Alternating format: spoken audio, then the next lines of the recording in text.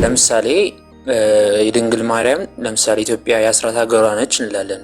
ይህ ማለት ከሀገር ውስጥ የሆነ ስፔሲፊክሊ እንትን የሚደረጉ ነገሮች አሉ እንደማለት ነው እና በዛ ሴንስ ማየት ይቻላል ለማለት ነው ባጭሩ። የብፁዕ አቡነ ጴጥሮስን ሐውልት አዲስ አበባ ውስጥ የተተከለውን በአድዋ በጣሊያን የተገደሉትን አባት እሳቸው 50 ዓመት ሲሞላቸው ታቦተ ሕግ ተቀረጸላቸው።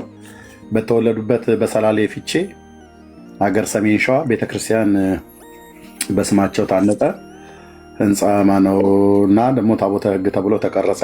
እንደናንተ ሆኖ አይመጡም። ዝም ብለው ልክ ነው። መረዳት ይፈልጋሉ። ካልተረዱ በተሳሳተ መንገድ ከሚያስረዳቸው ጋር ይቀጥላሉ። ልክ ነው።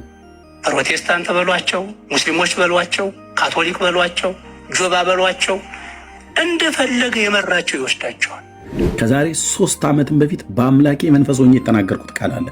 ልደተ ቃል ቤት ላይ ያለ ቪዲዮ ሂዱና ስሙት። የሰራዊት ጌታ እግዚአብሔሮችን ቤተክርስቲያን የሚበቀላት ብያለሁ። ሲበቀላት ምንድን ነው የሚያደርገው? ህዝቡን ነው ከእጇ ላይ የሚነጥቀው። በህዝብ አይደል የምትኮራው? አዎ ትልቁ ህዝብ የኔ ህዝብ የኛ ህዝብ አይደል ብለው የሚሉት? አዎ እኛስ መቼም የኦርቶዶክስ ቤተክርስቲያን በምድሪቱ ላይ ትንሽ ነች ብለን አላለ። እምነት ነው በሚል ብቻ የሚከተለን ሰው እንደማይኖር እርግጠኞች ሁኑ። በጣም እውነትዎትን ነው። እኔ አባቴ አያቴ ቅድመ አያቴ ክርስቲያን ስለሆነ ክርስቲያን የሚል ትውልድ ከዚህ በኋላ አይመጣም። የእናንተ ልጆች እንደናንተ ሆነው አይመጡም። ዝም ብለው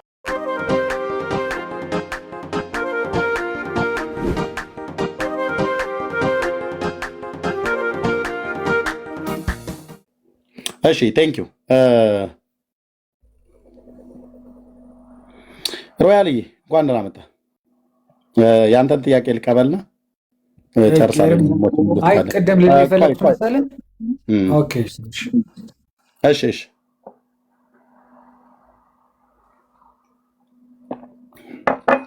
የምጠይቀው ጥያቄ ካለ በተናገርኩት፣ ካልሆነ ለወንድሞቼ ሰጥቼ ለእህቶች ሰጥቼ ጨርሳለሁ። ኦኬ እኔ ነው አይደለ? አዎ። ኦኬ እሺ ኤርሚያስ፣ ምን አለ መሰለህ አሁን ቅድም እንደዚህ ጎጃም ምናምን ሰዎች የሚለው ማለት ነው። እሱ ምን መሰለህ በፊት እዛ ኤሪያ እንትን ያለ በእግዚአብሔር የማያምኑ ሰዎች ነበሩ እና ባዕድ አምልኮ የሚከተሉ ሰዎች ነበሩ። በዛ ዙሪያ እንደሆነ የሆነ ሰው ብሪፍ አድርጎ የጻፈው ናቸው ያሉ አንድ መጽሐፍ እንጂ ኖርማሊ ያን የኤሪያ ሰው ለመናገር አይመስለኝም። ስለዚህ በዛ ብታየው ማለት ነው። አላየውም ሮያልዬ፣ አንተ ባየህበት አንተ በሰማህበት ነው ይኸው ብለህ ያልከኝ። ታሪኩን አታውቀውም። ያ ሰው ራሱ ይህንን ታሪክ አያውቀውም። ኦኬ አየህ፣ አንድ ቦታ ከልሎ አሁን ዳሞት ነው የዳሞት አውራጃ የተባለው ቆላ ደጋ ዳሞት ፍኖተ ሰላም አካባቢ ማለት ነው። ኦኬ ጎጃም እኔ በቆሎ ትምህርት ቤት ስለነበርኩ አውቀዋለሁ። ከዚህ ከደጀን ጀምሮ እስከ ባህር ዳር ድረስ ማለት ነው፣ እስከ አባይ ማዶ ገብርኤል ድረስ አውቀዋለሁ። ቆሎ ትምህርት ቤት ስለነበርኩ ማለት ነው። ቢያንስ በዋናው መስመር ላይ ያለውን አውቀዋለሁ። ወደ ውስጥ እንኳን ባልገባ ወደ ሞጣ አካባቢ ላይ ወደ ቢቸና አካባቢ ላይ ባልሄድም ከደጀን ጨምሮ ሉማሜን በእግር ሁሉ ቦታ በእግር በመሄድ ነው የማውቀው። ደብረ ማርቆስን፣ አማኑኤል፣ ደንበጫ ወንዙን፣ ፍኖተ ሰላምን፣ ዳንግላን፣ ኮሶበር ምናምን ነገር የሚባሉትን እስከ ባህር ዳር ድረስ አውቃቸዋለሁ። አየህ ዳሞትን ብሎ ዳሞትን ብቻ አይደለም ያለው የጊዮንን ወንዝ ከጊዮን እስከ ጊዮን ወንዝ ድረስ ያለውን እምርልሃለሁ ብሎ አለው። ታዲያ በጊዮን ወንዝ መካከል ያለውን የጎጃምን ህዝብ እኮ ነው ያለው። ጊዮን የተባለው አባይ ማለት ነው። በአባይ ወንዝ መካከል ያለውን የጎጃምን ህዝብ ለምን ትለይብኛለህ ነው ያለው። አየህ ጥያቄ እዚህ በጥያቄ ስናጣድፋቸው ለእናንተ በቅንነት ለምጠይቋቸው ሰዎች መልስ ለመመለስ ሲሉ ይኸውልህ አይ ምልህ የጎጃምን ህዝብ ሙሉ በሙሉ እኮ አይደለም ያለው፣ የሆነ ሰውየውን የሆነ ቦታ ላይ ከፍሎ ነው አለ። ታዲያ እንደዛ ከሆነ የጎጃም ህዝብ መካከል ላይ የተወሰኑ ግሩፖች እንደዛ አይነት ቢኖሩ የጎጃም ህዝብ ብቻ ነው እንዴ እንደዛ አይነት ግሩፖች አሉት? በሌላው ክልል ላይ እንደዛ አይነት የለም? በትግራይ ውስጥ እንደዛ አይነት ክልል፣ በጎንደር ውስጥ እንደዛ አይነት ህዝብ የለም ማለት ነው? በሸዋ ውስጥስ ቢሆን በኦሮሞ በሌላው ህዝብ ላይ እንደዛ አይነት አይገኝም? የለም? የጎጃም ህዝብ ነው የማይማረው? ሸፍጥ ነው የመለሱልህ ሮያልዬ። አንኛ ይሄንን መልስ የመለሰልህ ሰውዬ ታሪኩን ራሱ እንኳን እንደሚገባ አያውቀውም። መጽሐፍቶቹ እንደሚገባ አላነበበም። እኔ መጽሐፍቶቹን አንብቤ መጽሐፉ እጄ ላይ አለ። መጽሐፍቶቹን አንብቤ ወንዝ ጠቅሷል፣ ሎኬሽን ጠቅሶልሃል። ድንበር አድርጎ የጠቀሰው ወንዙን ነው። የጊዮንን ወንዝ ነው ያለው። የጊዮን ወንዝ ደግሞ የአባይ ወንዝ ማለት ነው። አባይ ወንዝ የት ነው ያለው? ጎጃም ነው። የጎጃምን ክልል ነው የሚቀባው። እንደ ጅብ ይጮሃሉ ብሎ ያለው፣ እንደ እባብ ያፏጫሉ፣ እንደ ዝንጀሮ ይሆናሉ፣ ሊበሉን መጡ ብሎ ያለው የጎጃምን ህዝብ ነው። በእርግጥ የድሮ የተጻፉ ብዙ እንትኖች አሉ። አንዳንድ ጊዜ ማሰባቸው ነገሮች አሉ። ኤርሚያስ ምን አለ መሰለህ፣ አሁን የኛ ልጆች ጄኔሬሽን አንዳንዶቹን ይቀበሏቸው የሆነ ስጋት አለኝ። ገብተዋል። እና እነዚህ አይነት ስጋቶች ሁል ጊዜ አሉ በውስጤ።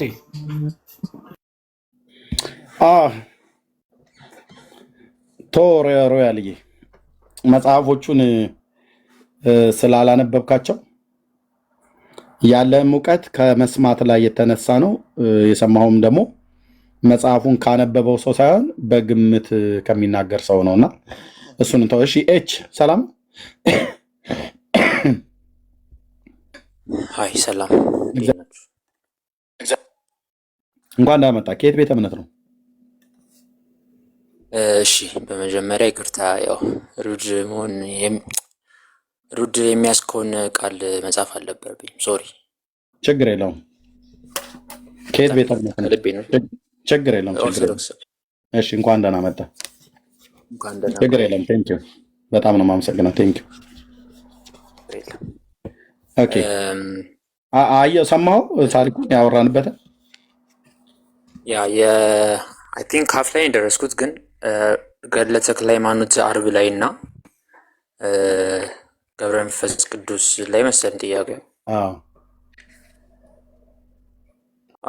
እና ስፔሲፊክሊ እነዚህ ሁለቱ የገድል መጽሐፎች ያው ወንጌልን ለምሳሌ ገድለ ተክለ ሃይማኖት ካየን ወንጌልን በኢትዮጵያ ክፍለ ሀገር እየዞሩ ምናምን እንትን ሲሉ የገጠማቸው ነገር ነው የጻፈው አይደል?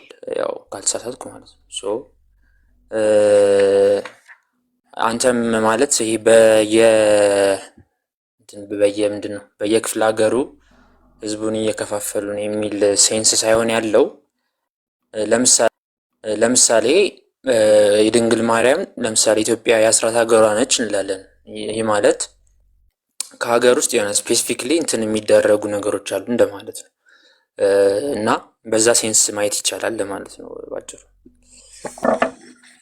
እንዴት ስለ አስራት ሀገርነት እኮ አይደለም አሁን። እሺ ላቦ ሲጀምር ኢትዮጵያ የማርያም ነች አይደል አስራት ሀገርነቷ ተብሎ የሚባለው? ጀነራሊ ቅዱሳን ሀገር ትባላለች። ግን የአስራት ሀገር ደግሞ ለኢትዮጵያ የማርያም የአስራት ሀገር ነች ትባላለች። የአቦስ የአስራት ሀገር አይደለች? ለአቦስ የአስራት ሀገር ሆና አልተሰጠችውም? ያው ለድንግል ማርያም ተሰጠች ማለት ያው እሷ የቅዱሳን ከተማ ትባላለች፣ የእግዚአብሔር ከተማ ትባላለች። ለአቦስ አልተሰጠችውም ወይ ነው? ሙሉ ኢትዮጵያ ሜቢ አላቅም። ቃል ኪዳን ከተሰጣችሁ አስራት ተሰጥቶታል። እሺ መጽሐፉ ነው የሚናገረው። ለአቦም አስራት ተሰጥቶታል። ለተክለ ሃይማኖትስ አስራት አልተሰጠው? እንደ ቃል ኪዳናቸው ይሰጣቸው ይችላል። ያው በማርያም ብቻ አልተገደበ። ቴንኪው። በቃ እኔ እስከማውቀው ድረስ በገድላትና በድርሳናት ላይ በእስትንፋሰ ክርስቶስ ለተክለ ሃይማኖት፣ ለገብረ መንፈስ ቅዱስ፣ ለዘርአ ብሩክ፣ ለአቡነ ሰላማ ፍሬምናጦስ ከሳቴ ብርሃን ማለት ነው። ለእነዚህና ለሌሎችም አይ ቲንክ የማስታወሳቸው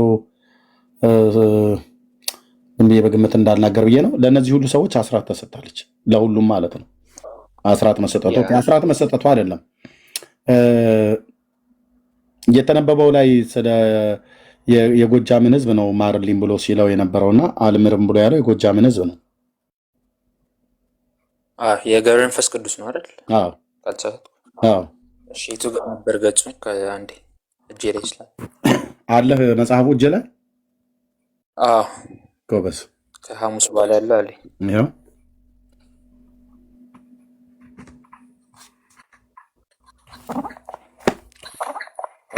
የገብረ መንፈስ ቅዱስ በፒዲኤፍ፣ የተክለ ሃይማኖት ነው ሃርድ ኮፒ አለኝ። ኦኬ እሺ፣ ችግር የለም።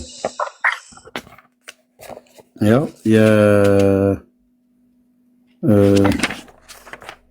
የገብረ መንፈስ ቅዱስ በእንትኑ ካለ ማለት ነው ፒዲኤፍ 32ኛው ታምር ማለት ነው።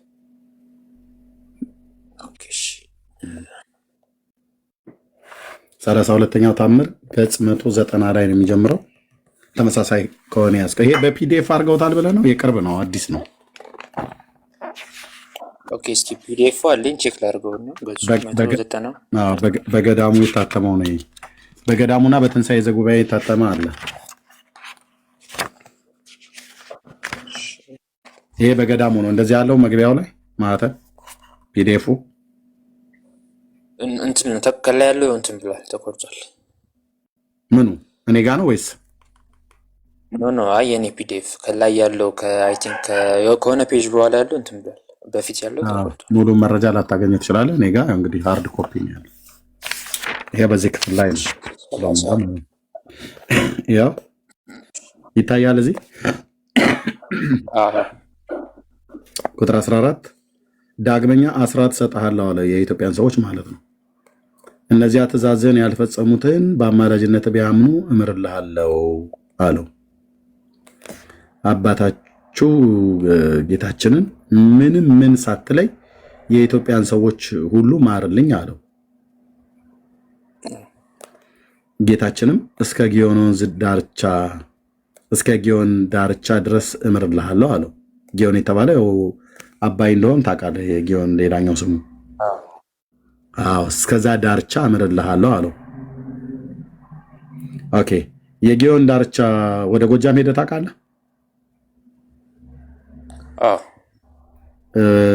ከዚህ ከሸዋ ከአዲስ አበባ ስትነሳ በሰላሌ በፊቼ አድርገህ በደብረ ጽጌ ከዛ ጎሐጽዮን ከተማ ታውቃታለህ? ከዛ ከጎሐጽዮን ቁልቁለት የአባይ በረሃ ነው ያለው አይደል? እኔ በእግሬ ሁሉ የነኳተንኩበት። እሺ ያን የአባይን በረሃ ጨርሰ ወደ ማዶ ስትሄድ ወደ ጎጃም አቀበቱን ስትወጣ የደጀን ከተማ ነው አይደል ያለው? ስለዚህ በጎሐጽዮንና በደጀን ከተማ መካከል መሀሉ ላይ ምንድን ነው ያለው? የአባይ በረሃና ወንዙ ነው አይደል? በመኪናም ብቻ ሳይሆን በእግርም ጭምር ነው የማውቀው ቅዱሳን ይህንን ቦታ በቆሎ ትምህርት ቤት በነበርኩበት ሰዓት ማለት ነው ስለሄድኩበት። ስለዚህ የጊዮን ወንዝ የተባለ ከጊዮን ዳርቻ ያለውን ህዝብ እምርልሃለሁ አለ። እስከ ጊዮን ዳርቻ ከዛ አስቀጥሎ የአባይ ዳርቻ ማለት ጎሐጽዮን ድረስ ያለውን ይምራው ማለት ነው። ወይ ደግሞ ወንዙ እስካለበት እስከ አባይ በረሃ ድረስ ያለውን ይምራል። ከዛ ከአባይ ወንዝ ቀጥሎ ያለው ጎጃም ነው። ከአባይ ወንዝ ወደዚህ ያለው የጎሐጽዮንን ቁልቁለት ወንዙ ያለበት ድረስ ሸዋ ነው። ከዛ ከወንዙ ከተሻገርክ በኋላ ደግሞ አቀበቱን ወጥተህ ደጀን እስክደርስ ድረስ ያለው ጎጃም ነው። እስከዛ ድረስ ዳርቻ ድረስ እምርልሃለሁ አለው። ከዛስ አባታችሁም ገብረ መንፈስ ቅዱስ እኔ አባታችን ብዬ ስለማላነበው ማለት ነው። ገብረ መንፈስ ቅዱስም ጌታችንን በጊዮን መካከል ያሉ የጎጃምን ህዝብ ለምን ትለይብኛለህ አለው። ከኢትዮጵያ ህዝብ መካከል ለምንድን ነው የጎጃምን ህዝብ የምትለይብኝ? በጊዮን መካከል ያለ የማን ህዝብ? የጎጃምን ሰዎች ለምን ትለይብኛለህ አለው። እነርሱንስ አትምራቸውም አለው። ጌታም አዎ አልምራቸውም አለ። ስራይ ያበዛሉና። ስራይ ማለት ታውቃለህ? የግዕዝ ቃል መድኃኒተኛ፣ አስማተኛ፣ ሞራ ገላጭ፣ ጠንቋይ፣ ድግምት፣ መናፍስት የሚጠሩ እነዚህን ሁሉ ያካትታል። ስራይ የሚለው ማለት ነው። ኦኬ ስራይ ያበዛሉ አለ ይላል። እዚህ የጎጃምን ሰዎች የኢትዮጵያን ሰዎች ሁሉ ማርልኝ አለው ሲለው አይ እስከ ጊዮን ዳርቻ ድረስ ያለውን እምርልሃለሁ የጎጃምን ህዝብ ግን አልምረውም ብሎ አለ ይላል። ገጽ 43 ላይ ግን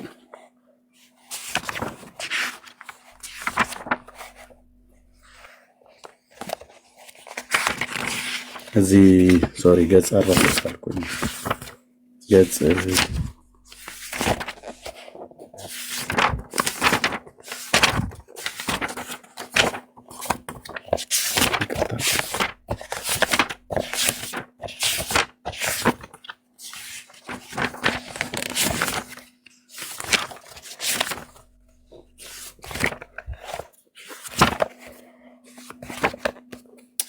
ገጽ 73 ማለት 43 አልኩ።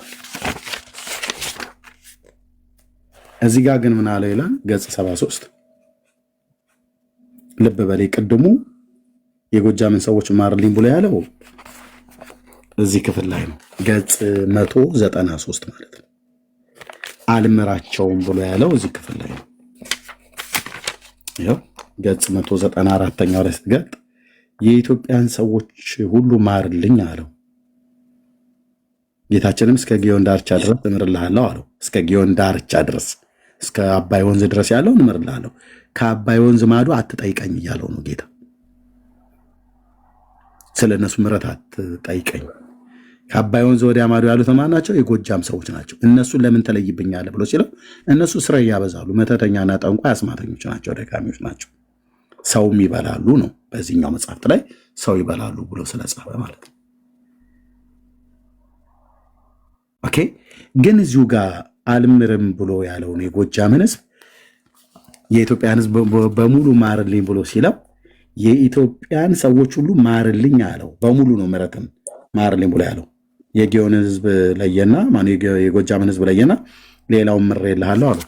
እዚህ ጋር ግን የሚለውን ስማልኝ። ቁጥር 5 ላይ ገጽ 73 ከዚህም በኋላ ጌታችን መጥቶ በባህር ዳር ቆሞ ወዳጄ የገብረ መንፈስ ቅዱስ የኢትዮጵያን ሰዎች ሁሉ ምሬልሃለሁና ተነሳ ውጣ አለው ይላል። 100 ዓመት ተዘቅዝቆ እየጸለየ በነበረበት ማለት ነው። እዛ ጋር ጌታችን ተገለጠለትና 100 ዓመት ድረስ ተዘቅዝቆ እየጸለየ እያለ ጌታ ተገለጠለትና ለምን በተዘቅዝቆ ይጸልይ የነበረው? የጎጃምን ሰዎች የኢትዮጵያን ሰዎች ማርልኝ ነበር እያለ ይጸልይ የነበረው አሉ። አይ እንትን ነው እዚህ ጋር ይቅርታና አቡነ ገብረ መንፈስ ቅዱስ የግብፅ ቅዱስ ናቸው። ወደ ኢትዮጵያም ተልኮ ነው የሄዱት። አይደለም ተልኮ ነው የሄዱት አይደለም ወንድምዬ፣ ከታሪካቸው እንደዛ ነው እንግዲህ ይባላል። ታሪኩ እንደዛ ይላል እንጂ አይደለም። በምናብ የተፈጠረ ነው እንጂ አይደለም። ግብፃዊ ሰው አይደለም ታሪኩ። ልክ አሁን አንተ እንደምትለው ከኒሳ ከምትባል ምድር ላይ ከግብፅ አውራጃ ነው መጣ የሚል ያለው ብፁዕ አቡነ ሺኖዳ የሚባሉ የግብፁ ጳጳስ እነ ብፁዕ አቡነ ጳውሎስ ፓትሪያርክ በነበሩበት የሞቱት ከጠቅላይ ሚኒስትር መለስ ዜናዊ ጋር እሳቸው በሞቱ ጊዜ የሞቱት ጳጳስ እሳቸው በሕይወት እያሉ የቅርብ ሰው የሚያውቅ አይ ቲንክ አንድ ጥያቄ ጠይቀዋቸው ስለ አቦ እኛ በሀገራችን ላይ አቦ የሚባል ሰው አናቅም ነው ብሎ ያሉት። ኦኬ ማስረጃ አለ እሱ።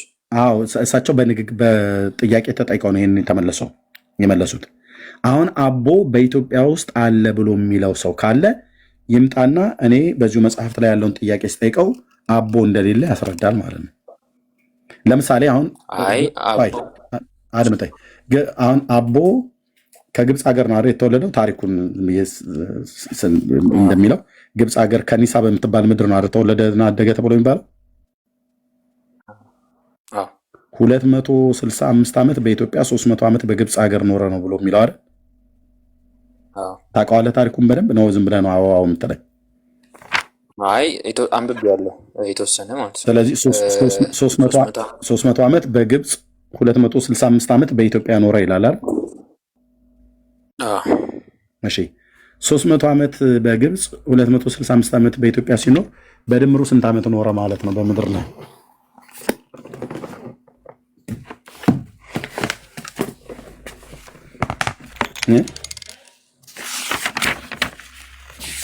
ከኔ ጋር ነው ወንድማቸው?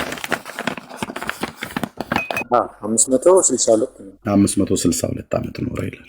አዎ ያው 300 ዓመት በግብፅ 265 ዓመት በኢትዮጵያ በድምሩ ስንት ይሆናል ማለት ነው? 562 ዓመት ይሆናል። 562 ዓመት ይሆናል።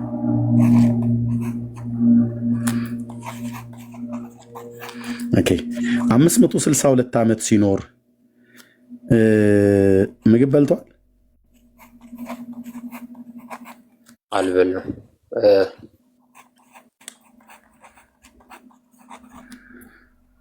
ውሃ አስጠጥቷል?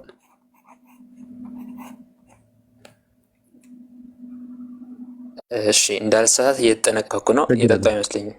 አልጠጣም። ልክ ነው።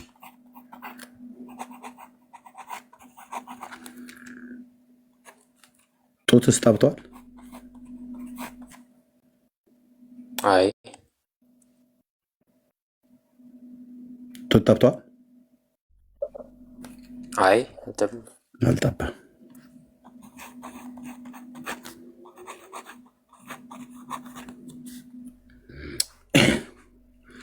ሰው ጡት ሳይጠባ እህል ሳይበላ ውሃ ሳይጠጣ ለእነዚህን ያህል ዓመት ይኖራል? አወላለዳቸውን ማየት አለብሽ። ለምሳሌ ማለት የቅዱሳን ታሪክ ይለያያል። ሁሉም አንድ አይነት ናቸው ማለት አለ። አይ ችግር የለውም። እኔ አወላለዳቸው ላይ በደንብ ታሪኩን ስለማውቀው ማለት ነው፣ አንተም ታሪኩን ስለምታውቀው። ጌታችን ስንት ዓመት ነው የኖረው በምድር? 33 ዓመት።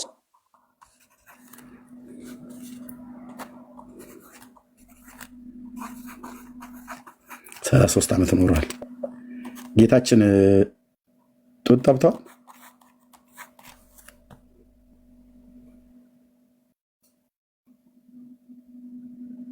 ጡት ጠብቷል ወንድማችን?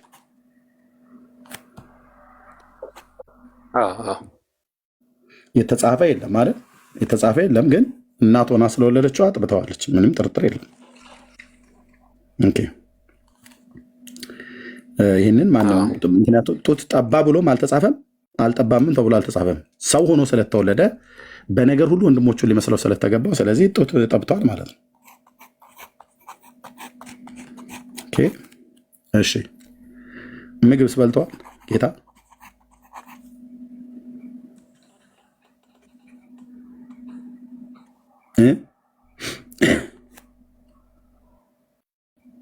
ወንድማችን ምግብ አልበል ጌታችን ምግብ አልበላም በምድር 33 ዓመት ሲኖር?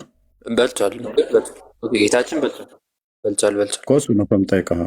ምግብ በልቷል። በልቷል። ስለ ጌታችን ነው እየጠየኩ ያለው። ውሃ አስጠጥቷል ጌታ?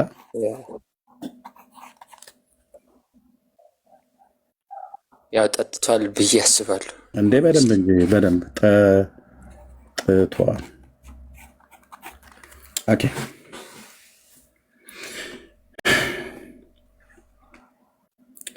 ሰላሳ 33 ዓመት ሲኖር የእናቱን ጡት መጥባት አስፈልጎታል፣ ምግብ መብላት አስፈልጎታል፣ ውሃ መጠጣት አስፈልጎታል። ለምን? ፍጹም ሰው ሆኖ ስለተወለደ ማለት ነው።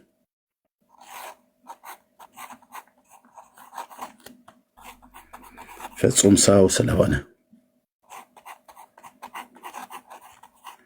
ኦኬ ጌታ ይህንን በዚህ 33 ዓመት ውስጥ ካደረገ 562 ዓመት ሲኖር ጡት ያልጠባው ምግብ ያልበላው ውሃ ያልጠጣው ሰውዬ እንዴት ኖረ?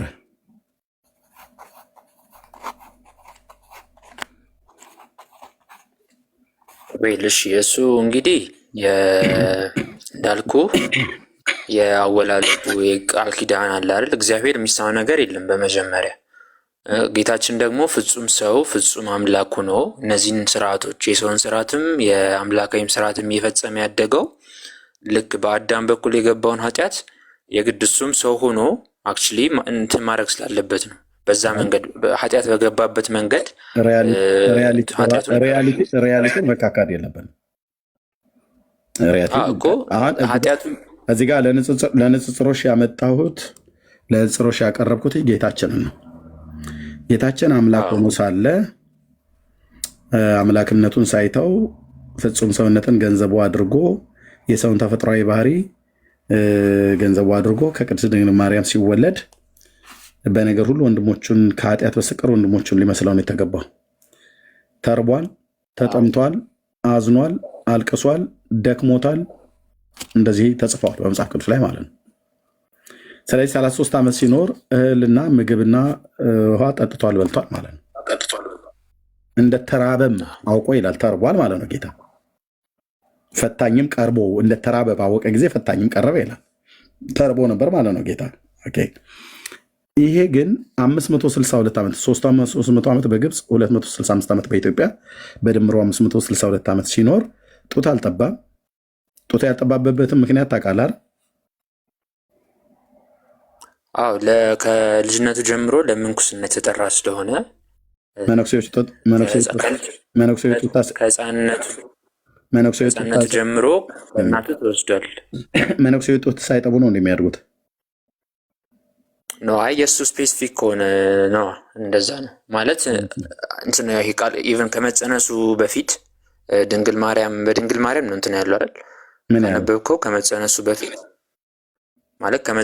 በፊት ልጅ እናቱ ልጅ እያለች ታለቅስ ነበረ እና ከመጸነሱ በፊት ድንግል ማርያም ያለቻትን ማስተዋወቅ እዚህ ጋር እንትን ነው ያው ታየዋለሽ፣ ግን ተወልጃለሽ፣ ግን የምታየው በዚህ ምድር አይደለም በመንግስተ ሰማያት ነው ብሏታለች። እና ሰው እንደተወለደ የተገባው ለጌታ ወይም ለክርስቶስ ስለሆነ ከልጅነቱ ጀምሮ ጀስት ለመነኩሴዎች ነው የተሰጠው እና በሱ ፋንታ እንደውም ሌላ ልጅ ሰጣታለች ምናምን የሚል እንትን አለ መሰለኝ እዛ ላይ ገድሉ ላይ። እና ይሄ እንግዲህ እግዚአብሔር እንትን ነው ማለት እግዚአብሔር ቅዱስ ሲያስነሳ በተለያየ መንገድ ነው እና ለምሳሌ የነቢዩ ኤልያስን ታሪክ ማየት በቂ ነው። ነቢዩ ኤልያስ በገድሉ ላይ ለምሳሌ በእሳት እንትን ጨርቅ እንደተጠቀለለ ምናምን ነው የሚያሳየው። ኦኬ እሱ ደግሞ ሰው ነው ብለህ በምን እንደተጠቀለለ በእሳት የኤልያስ ገድሉ ነቢዩ ኤልያስ ማለት ነው። ማን የነገራቸው? ሲወለድ ነው በእሳት የተጠቀለለው? በእሳት ጨርቅ ነው የተጠቀለለው። ማን ነው ይህንን የጻይታ? ገድሉ ነው የሚናገረው። ገድሉ ከልጅነቱ ጀምሮ ለእግዚአብሔር የተለየ የኤልያስ እናት ስለሆነ የኤልያስ እናት ማን ነው ስሙ? አቅሌሲያ መሰለች ቶና ኦራ ካልተሳሳትኩ። የነቢዩ ኤልያስ እናት ማናት አልከኝ? አባቱስ ማን ነው? እሺ አንዴ ቆይ።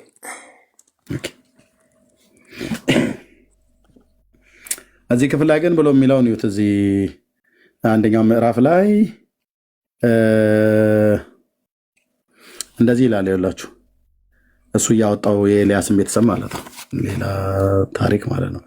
እርግናው መታሰቡ ያማረ ጽንሱ ተጋዳይ በነጽኑ ተጋዳይ ክቡር ንዑድ የሚሆን የከበረ አባታቸው ገብረ መንፈስ ቅዱስን ገድል ማንበብ እንጀምራለን። ንዑድ ክቡር አባታቸው ገብረ መንፈስ ቅዱስ ከደቡባዊ ግብፅ ከታችኛው አውራጃ ንሂሳ ነው ብሎ የሚለው ግን ከምትላለች ከን ለምን እንደተዉት አይዶ ነው። እኔ የማውቀው ከንሂሳ ነው፣ ንሂሳ ነው ብሎ ያሉት እዚህ ጋር። እሺ ከምትባል ሀገር የወጣ ገዳማዊ ነው። ከግብፅ ገዳማት 300 ዓመት ኖረ። ከዚያም መጥቶ የኢትዮጵያ ገዳማትን ዞረ። በዝቋላ በምድረ ከብድ 262 ዓመት ኖረ። እህል ሳይበላ ውሃ ሳይጠጣ ልብስም ሳይለብስ ኖረ። በምድር ላይ እንደ ሰው ሳይሆን እንደ መላእክት ኖረ ይላል። እህል አልበላም፣ ውሃ አልጠጣም፣ ጡትም አልጠባም።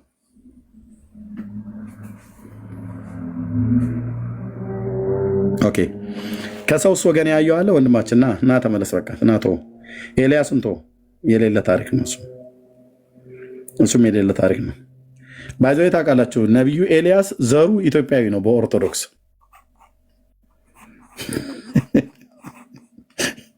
በኦርቶዶክስ ዘሩ ኢትዮጵያዊ ነው ነቢዩ ኤልያስ። በመጽሐፍ ቅዱስ ዘሩ እስራኤላዊ ነው። እሺ እናቱ ቶና አባቱ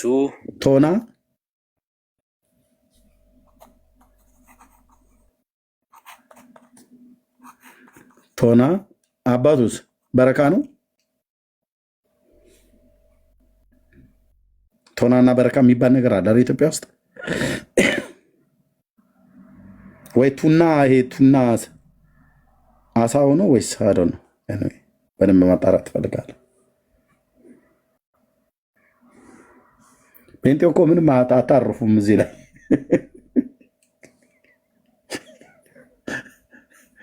እናንተ ገላትያ፣ ኤፌሶን፣ ማቴዎስ ነው የምታውቁት። የታቁና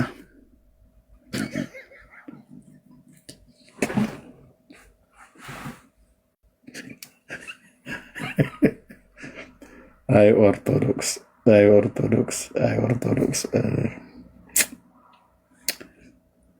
ተስቃለህ አይደል ጃክ?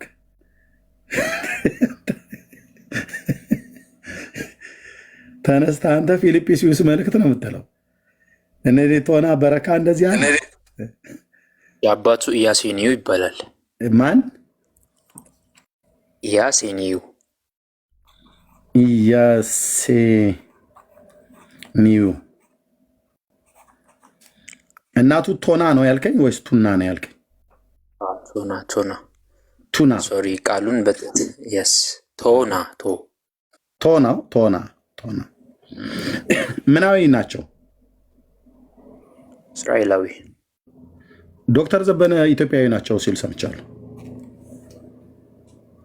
አይሚን እሱን አላውቅም። የማላውቀው ነገር ጋር አላወራም። ግን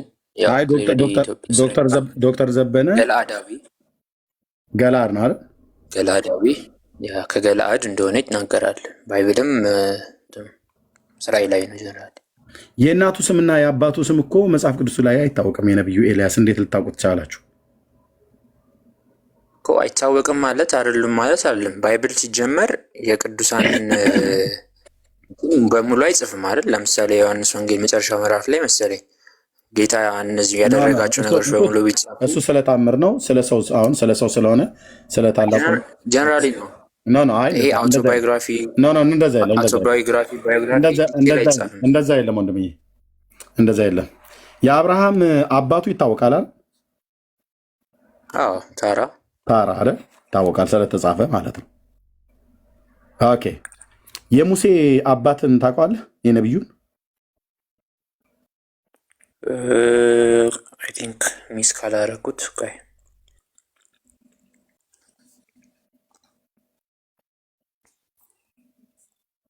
በቃ ተው፣ እኔ ልንገርህ። እንበረም ይባላል። እናቱስ የሙሴ ታውቃለች?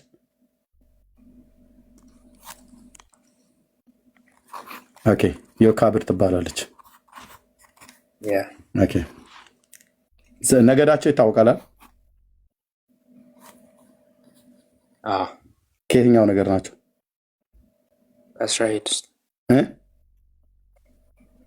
ከእስራኤል ናቸው። ከ12 የያዕቆብ ልጆች ከየትኞቹ ናቸው እነኚህ ባልና ሚስት? አይዶኖስ ለዊ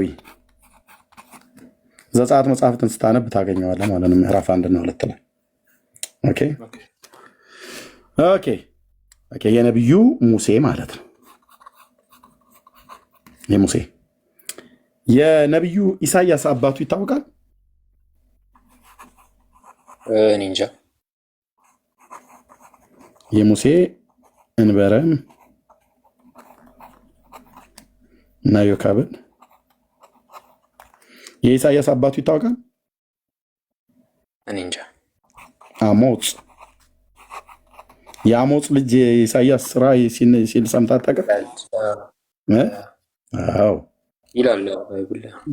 ለምሳሌ መጽሐፉ እንደዚህ አምጥቼ ባሳየህ፣ ኢሳያው ምዕራፍ 1 ምን ይላል? የይሁዳ ነገስታትን በኦዚያና በኢዮአታም በአካዝም በሕዝቅያስም ዘመን ስለ ይሁዳ ስለ ኢየሩሳሌም ያየው የማን ልጅ ይላል? እና ወንድማችን ፕሊስ የማን ልጅ ይላል? የአሞጽ ልጅ። አባቱ አሞጽ ነው የሚባለው አይደል? የነቢዩ ኤርሚያስ ይታወቃል? አባቱ ና አትደበቅ፣ ወደ ውስጥ አትደበቅ ነው ወንድማችን። ጊዜ ከወሰድክብኝ እኔ ጋር ሌሊት ስለሆነ ልተኛ ነው። ጊዜ ከወሰድክብኝ እንደዚህ አልጠብቅህም። መልሰህ ወደ ውስጥ ከተደበቅ በቃ አስወጣለሁ። ወንድማችን የነቢዩ ኤርሚያስ አባት ይታወቃል? ኬልቅያስ አይደል? ኬልቅያስ ይላል። ከብንያም ሀገር በአናቶት ከነበሩ ከካህናት ወገን የኬልቅያስ ልጅ የኤርሚያስ ቃል ይላል አይደል? ስለዚህ የሙሴ አባቱ ይታወቃል። ማን ብሎ? እንበረ። የኢሳያስ አባቱ ይታወቃል፣ አሞጽ። የኤርሚያስ አባቱ ይታወቃል አይደል? ኬልቅያስ ብሎ። ኦኬ። የሕዝቅኤል አባቱ ይታወቃል? እንዳትደበቅ ብራዘር፣ ወደ ውስጥ። የሕዝቅኤል አባቱ ይታወቃል? ያው ከወሩም በአምስተኛው ቀን ትንቢተ ሕዝቅኤል መጽሐፍ ምዕራፍ 1 ቁጥር 3 ከወሩም በአምስተኛው ቀን የእግዚአብሔር ቃል በከለዳውያን ሀገር በኮቦር ወንዝ ወደ ቡዝ ልጅ ወደ ካህኑ ወደ ሕዝቅኤል መጣ ይላል አይደል? የሕዝቅኤል አባት ማን ነው? ቦዝ ይባላል ማለት ነው።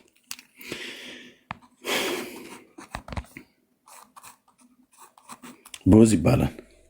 ኦኬ። እንደዚሁ ሌሎቹም ነቢያት ለምሳሌ እንደ ሚኪያስ አይነት የይምላ ልጅ ይላል። ይምላ ይባላል አባቱ የሚኪያስ ማለት ነው። የተወለዱበትን አካባቢ ለምሳሌ ስለ አሞጽ ሲናገር የቴቁሄው ይላል። ቴቁሄ በምትባል ቦታ ላይ የተወለደው አሞጽ እንደኔ እረኛ የነበረው ሰው ማለት ነው ነቢይ እና የይምላ ሚኪያስንም የይምላ ልጅ ይላል። ሞሬታዊው ሚኪያስ ማለት ሞሬት ጌሽ የምትባል ቦታ ላይ የተወለደ ነው። የአናቶቱ ኤርሚያስ ይላል። አናቶት ማለት በነገደ ብንያም ውስጥ ያለ ቦታ ነው። እንደዚህ ይናገራል በየቦታቸው በተወለዱበት ሀገር በተወለዱበት ቦታ ማለት ነው። ስለ ነቢዩ ኤልያስ ግን ሲናገር ከገለአድ ቴስቢ እንደወጣ ነው እንጂ የሚናገረው አባቱ አሁን አንተ እንዳልከን እዚህ ማን ነው ኢያሴኒው ሲጀምር ይሄ ስም የእስራኤል ስም አይደለም። ቶና ብሎ የሚል ስም እኔ በመጽሐፍ ቅዱስ ውስጥ አላየሁም። የነቢዩ የኤልያስ አገሩን ብቻ ነው የሚናገረው። ልብ በሉ ወንድሞች፣ ከዮርዳኖስ ወንዝ ማዶ ለነገደ ዛብሎን ዛብሎን አልኩኝ፣ ለነገደ ሮቤል ማለት ነው። ለነገደ ሮቤል ርስት ከተሰጠበት ቦታ ማለት ነው። ገለአድ ቴስቢ የሚባለው ቦታ ለምሳሌ እዚህ ብትጽፉ ኢዝራኤል ማፕ ታይም ኦፍ ጃሽዋ በታይም ኦፍ ጃሽዋ እንያዘው። በሞሴስ በጃሽዋ ስንይዘው ለነገደ ሩበን በተሰጠው ሮቤል ማለት ነው። ታያቸዋል። እዚህ ከዮርዳኖስ ወንዝ ማዶ ለሶስት ነገድ ተሰጥቷል። ለጋድ ነገድ፣ ለሮቤልና ለምናሴ ማለት ነው። በኢያሱ መጽሐፍ ምዕራፍ 1 ቁጥር 12 ላይ እነዚህን ሶስት ነገዶች ሙሴ ገና በሕይወት እያለ ከዮርዳኖስ ወንዝ ማዶ ርስት አድርጎ ሰጥቷቸዋል። እነዚህ አገሮች አስቀድመው የአግ ንጉሥ ምናምን ነገር የሚባሉ የአሕዛብ መንግስታት ነበሩ። እዚህ የዮርዳኖስ የወንዙ አለ። ታይም ኦፍ ጃሽዋ በኢያሱ ዘመን ለነገደ ምናሴ ይኸው ለነገደ ጋድ የሚባለው ማለት ነው እና ሮቤል ማለት ነው። አሁን ገለአድ ቴስቢ በዚህ በሮቤልና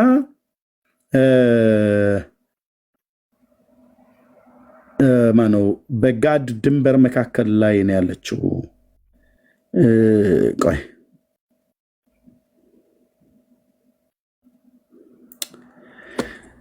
ኦኬ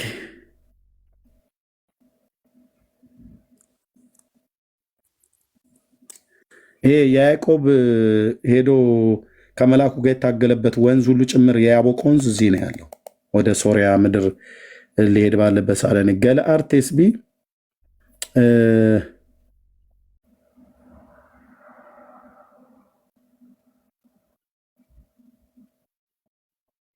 ቆይ አንዴ ጠብቁ። ስለ ነቢዩ ሲናገር የወጣበትን አካባቢ እንጂ የሚናገረው የወጣበትን አካባቢ ነው የሚናገረው ባይብል። እርሱም የሆነው ያው በዛ ዘመን የተነሳበትን ምናምን ወደ ቀጥታ ወደ አክሱም የገባው። ስለዚህ ታዲያ ኬት አገኛችሁት ነው? ለምን ክሌም አደረጋችሁ? ያው ገድል እንግዲህ ያው እንደዛ ነው ማለት የህይወት ታሪካቸው የቅዱሳን ይታወቃል። ከየት ተገኘ ነው? ከየት አገኛችሁትና ክሌም አደረጋችሁ ነው? ጊላድ ማለት ይሄ ማለት ነው። ለነገደ ሮቤል ተሰጥቶ የነበረው ጊላድ ማለት ነው። ገለአድ ማለት ይሄ ነው። የሚቀባ መድኃኒት ከገለአድ የለምን ብለው ነቢያት ይናገሩ የነበሩት ባይዞ ባለመድኃኒተኞች ሰዎች የሚኖሩበት ነበረና ይሄ ከዮርዳኖስ ወንዝ ማዶ የነበረ ነው። ቀድሞ የአግ ንጉስ የሚባሉ ነገስታት ናቸው። የሐሴቦን የአግ ንጉስ ብሎ የሚለው እሱን አካባቢ ላይ ነው መጥተው ለነገደ ምናሴ ለጋድና ለሩበን ነው የተሰጠው። ለሮቤል፣ ለጋድ፣ ለምናሴ ነገድ እኩሌታ የተሰጠ ማለት ነው። ነቢዩ ኤልያስ የወጣው ከዚህ ነው። ለነገደ ሩቤል ከተሰጠው ቦታ ላይ ገለአድ የሚባለው ማለት ነው። ከገለአድ ቴስቢ የምትባል ቦታ ላይ ነው የወጣው። አሁን ከገለአድ ቴስቢ ሲወጣ የነገሥት መጽሐፍ ሲነግረን ይህን ታላቅ ነቢይ የወጣበትን አገር ከገለአድ ከዮርዳኖስ ወንዝ ማዶ ለነገደ ሮቤል በተሰጠው ርስት ውስጥ ገለአድ የሚባል ቦታ ላይ ከዛ ውስጥ ቴስቢ የምትባል ቦታ ላይ ነው፣ ከዮርዳኖስ ወንዝ ማዶ ማለት ነው። የእናቱ ስም ግን ቶና ነው፣ የአባቱ ስም ግን ኢያሴው ነው ብሎ የሚል መጽሐፍ ቅዱስ አልተናገረም። መጽሐፍ ቅዱስ ባልተናገረበት ኦርቶዶክስ ዝም ብላ ነው የምትዋሸው። ወንድሞቼና እህቶቼ የእነዚህን አባቶች የወጡበትን የሰፈሩበትን ማነው የዘር ሐረጋቸውን ይናገራል። ለምሳሌ ሙሴ አሁን ከነገደ ሌዊ ነው። የኢሳያስ ከየትኛው እንደሆነ አላቅም፣ በቃ ማታውቀውን አላቅም። የኤርሚያስ ነገደ ሌዊ ነው፣ ካህን ነው፣ የካህናት ወገን ነው፣ ሌዋዊ ነው ማለት ነው። ሕዝቅኤልም ካህን ነው፣ ሌዊ ነው። ይኸው ሌዊ ነው ነገዳቸው። ነቢዩ ኤርሚያስ የዘር ሐረጉ ከነገደ ሌዊ ነው የሚመዘዘው። ሕዝቅኤልም ከነገደ ሌዊ ነው። እነዚህ ሰዎች ካህናት ናቸው፣ ከካህናት ወገን ናቸው። ሙሴም ከነገደ ሌዊ ነው። ያኔ ክህነት የለም፣ ግን ሲመርጠው እንበረም ከዛ ከሌዊ ቃአትና ጌዴሶንን ሜራሪን ወለደ። ከቃአታውያን ወገን ደግሞ ቃአት የሚባለው አባት ነው እንበረም የወጣው ቃአት። ከዚህኛው የዘር ሐረግ ነው የሚቀዳው። ሌዊ ቃአትና ጌዴሶንን ወለደ። ሜራሪ ሶስቱን ወለደ። ቃአት ደግሞ እነ እንበረምን እና ሌሎችን ኡዙኤል ምናም ነገር የሚባሉትን ወለደ ይላል አባቶች ማለት ነው። የዘር ሐረግ ኦኬ። ከነገደ ሌዊ ነው ሙሴ። ስለዚህ የአሞጽ ማነው የኢሳያስ አባቱ አሞጽ ነው። የሙሴ አባቱ እንበረም ነው። የኤርሚያስ አባቱ ኬልቅያስ ነው። የሕዝቅኤል አባቱ ቡዝ ነው ብሎ ይነግረናል። የነቢዩ ኤልያስን ግን ኢያሴኒ ነው ብሎ አይነግርም። ለምሳሌ የነቢዩ ሳሙኤል ነቢይ አባቱ ማን ነው? ማን ነው ጎበዝ የሚናገር ቶሎ ብሎ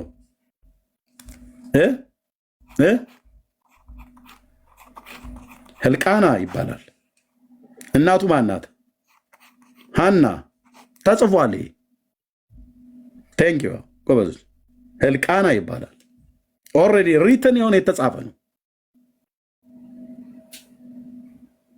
የነቢዩ ኤልያስን ጌታ መጡት። ውሸት ነው። የኢትዮጵያ ኦርቶዶክስ ቤተክርስቲያን ተዋሻለች ብሎ የሚለው ቃል አይገልጠውም። ወንድሞች እናቶች፣ የአባቶች መጽሐፍ ዝም ባለበት ለምን ዝም አይሉ? ልብ በሉ። እሱ ብቻ አይደለም።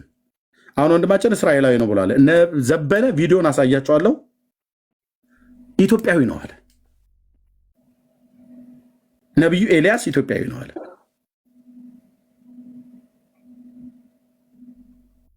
ነቢዩ ኤልያስ ኢትዮጵያዊ ነው ብቻ አይደለም። ካህኑ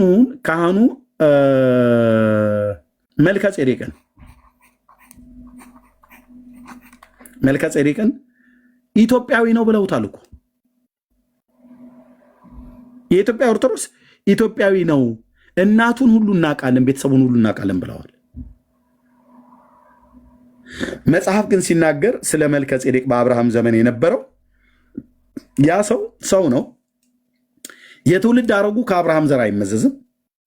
እናትና አባት ግን የሉትም ነው የሚለው መጽሐፍ ቅዱስ ሲናገር። በእግዚአብሔር ልጅ ተመስሎ ይኖራል ተብሎ የተባለለት ካህን የእግዚአብሔር ካህን እናትና አባቱ የትውልድ ቁጥር የሉትም ነው የሚለው። ምን ማለት ነው የትውልድ ቁጥር የሉትም ማለት? የዕብራውያን መልእክት መጽሐፍ ምዕራፍ 7 ላይ ሲጀምር ይሄ እዚህ ጋር የተነገረው ወንድሞች እናቶች፣ የአባቶች አምላክ እግዚአብሔር ምስክር ነው።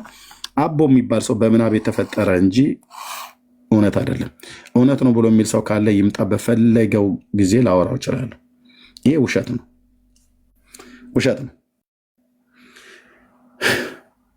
እህል አልበላም፣ ውሃ አልጠጣም፣ ጡትም አልጠባም፣ ከሰው ወገን ማንም ያየው የለም ይላል ይሄ መጽሐፍ።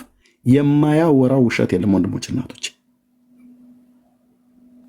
ይቅርታ ግን እዚህ ጋር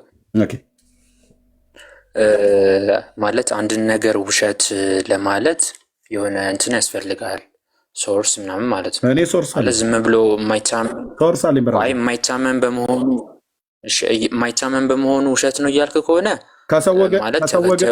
ከሰው ወገን ማንም ያየው የለም ይላል። 565 ዓመት ሲኖር አኗኗሩን መጽሐፉ ነው ብሎ ባይብል ላይ ምን ይላል? ቆይ አድመጣ። ባይብል አትሄድ። ቆይ ከሰው ወገን 562 ዓመት ሲኖር ከሰው ወገን ማንም አላየውም ብሎ የሚለውን ቃል ታውቀዋለህ? ማንም አላየውም። ወደ ገዳም ወደ በረሃ እንደሄድ ይናገራል። ከሰው ወገን ማንም ያየው የለም ብሎ የሚለውን አላነበብከውም ወይ ነው የምልህ? ያነበብኩት መሰለኛው። ከሰው ወገን ምን ልክ ነህ አንብበዋል። ከሰው ወገን ማንም ያየው የለም ይላል። ከሰው ወገን ማንም ካላየው አቦ በምድር ላይ ነበረ ብሎ የሚል ማን ነው ለመናገር የሚደፍር? ከሰው ወገን ማንም ካላየው እንዴት ኖረ ተብሎ ሊመሰከርለት ይችላል? ወንድሞቼ በአራት ነጥብ ዘግቶ ከሰው ወገን ማንም ያየው የለም ይላል። እሺ ሲሞት የት ነው ተቀበረ ብሎ የሚለው ታሪኩን ካወቀው ወንድማችን?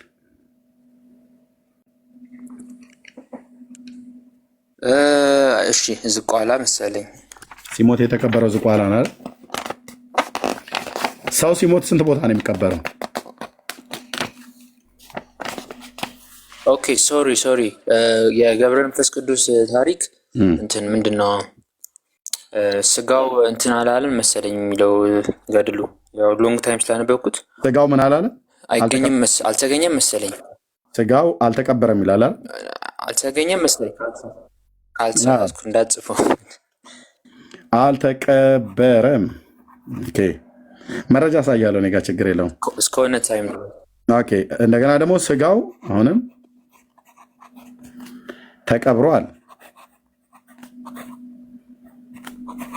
እሱ ግን ማብራሪያ ያለው እርግጠኛ ነኝ።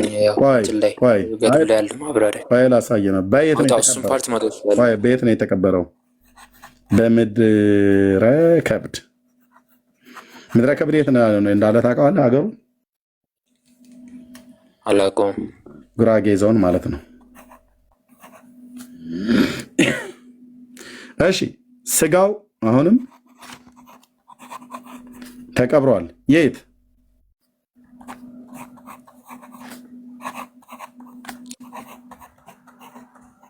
በኢየሩሳሌም። የት? እስራኤል ማለት ነው። ኦኬ እስራኤል ጉራጌ ሁለት ቦታ ላይ ተቀብሯል። እንደገና ደግሞ አልተቀበረም የሚላል። ስጋው አልተቀበረም። ወዴት አረገ ይላል? ወደ ሰማይ አረገ። ፓርት ማውጣት ትችላለህ። እሱ ጋር ማብራሪያ ስላለ ማውጣት ትችላለህ። እንትን ገድሉን። ኧረ ምንም ማብራሪያ የለውም። ምን ያወጣልህ? ግን አቦ አንደኛ ሲጀምር ሰውየው የለም በምድር ላይ ኤግዚስት የማያደርግ ሰው ነው። ልብ በሉ። የአባቶች አምላክ ምስክር ነው። ልብ በሉ። ዘመናቸውን ሁሉ ቢጋጋጡ ቢገባበጡ ኦርቶዶክሳውያን የማያመጡት በዚህ ተረት ፊት መቆም አይችሉም። የለም። ይህን ስናገር ዝም ብሎ በጭፍነት አይደለም። ኦኬ ሲሞት አቦ ሞተ ይለናል ታሪኩ። 562 ዓመት ኖሮ ከሰው ወገን ማንም ያየው የለም ይልሃል እና ሞተ አይቀርም እና ሞተ ይላል ታሪኩ። ገደሉት በታሪኩ ውስጥ ማለት ነው። ከዛ በሚሞት ሳ ላይ ስጋው በጉራጌ ምድር ተቀበረ ይላል። ከዛ ደግሞ ትንሽ አገላብጠ ደግሞ ስጋው በኢየሩሳሌም ተቀበረ ይላል። ከዛ ደግሞ ሌላኛው 20ኛው ምዕራፍ ላይ ደግሞ ስትሄድ ስጋው አልተቀበረም ወደ ሰማይ ነው ያረገ ይላል። መረጃውን ታመጣ ኤርሚያስ ወደ መረጃ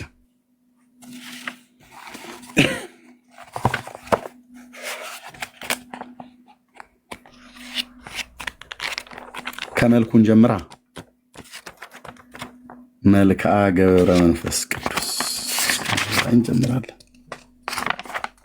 እንደዚህ ይላል።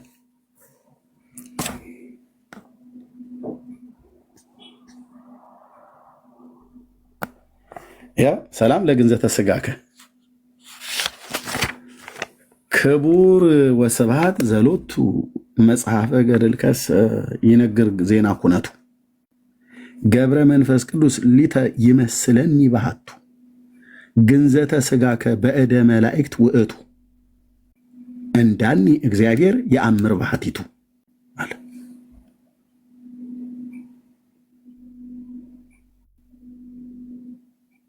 አላችሁ ከኔ ጋር ናችሁ ወይስ ሮያልና ልጁ ተደብቀዋል? ኦኬ አይተዋል ምን እንዳለ? ኦኬ ሰላም ለግዘተ ሥጋከ ክቡር ዘስብሐት ዘሎቱ ይላል። ያው ገብረ መንፈስ ቅዱስ ሊተ ይመስለኒ ባህቱ ግንዘተ ሥጋከ በእደ መላእክት ውእቱ የሥጋ መገነዝ በመላእክት እጅ የተደረገ ይመስለኛል እንዳኒ እግዚአብሔር የአምር ባህቲቱ። ኦኬ አማርኛው ምን ይላል? እዚሁ ራስ ቤተክርስቲያን የተረጎመችው ሰላም ለግንዘተ ሥጋከ ብሎ የሚለው ለግንዘተ ሥጋህ ገብረ መንፈስ ቅዱስ ሆይ ክቡር ምስጋና ለተገባው ለግንዘተ ሥጋህ ሰላም እልሃለሁ። ለሥጋ መገነዝ ማለቱ ነው። ሰላም እልሃለሁ ለሬሳህ ማለት ነው። ሬሳህን ሰላም እለዋለሁ እያለው ከዛስ መጽሐፈ ገድልህ ግን ስለ ሁኔታው አይገልጽም ይላል። ስለ ሥጋው መገነዝ ገድሉ አይናገርም። አይናገርም። ባይናገርም ግን ለአስከሬንህ ለሬሳህ ለሥጋ ሰላም እላለሁ እያለው ለበድኑ ማለት ነው። አይናገርም።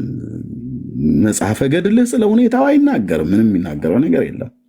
ክቡር አባት ሆይ ለእኔ ግን ይላል ለእኔ ግን ግንዘተ ሥጋህ በመላእክት ይመስለኛል የተጻፈው ያው እዚህ ጋር እንዳለ ማለት ነው።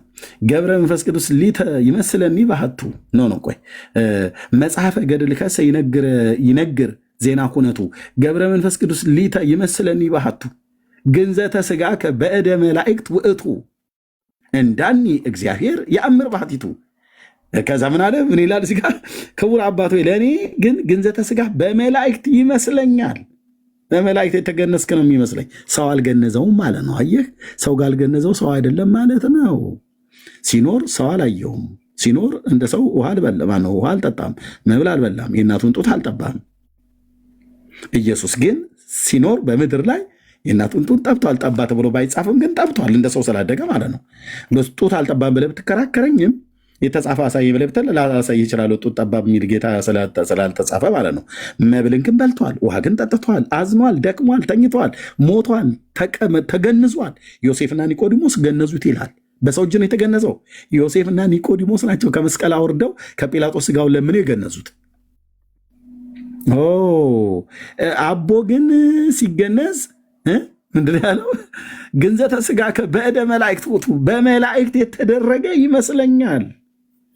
በይመስለኛል ነው ቤተክርስቲያን ያለቀችው። ከዛስ ዳሩ ግን እሱን እግዚአብሔር ብቻውን ቢያውቅ እንጂ ሌላ ማን ሊያውቅ ይችላል አለ። እንዴ እግዚአብሔር ብቻውን የሚያውቀውን አንተ ለምንድን ነው ታዲያ የምትገምተው? ይመስለኛል እያለ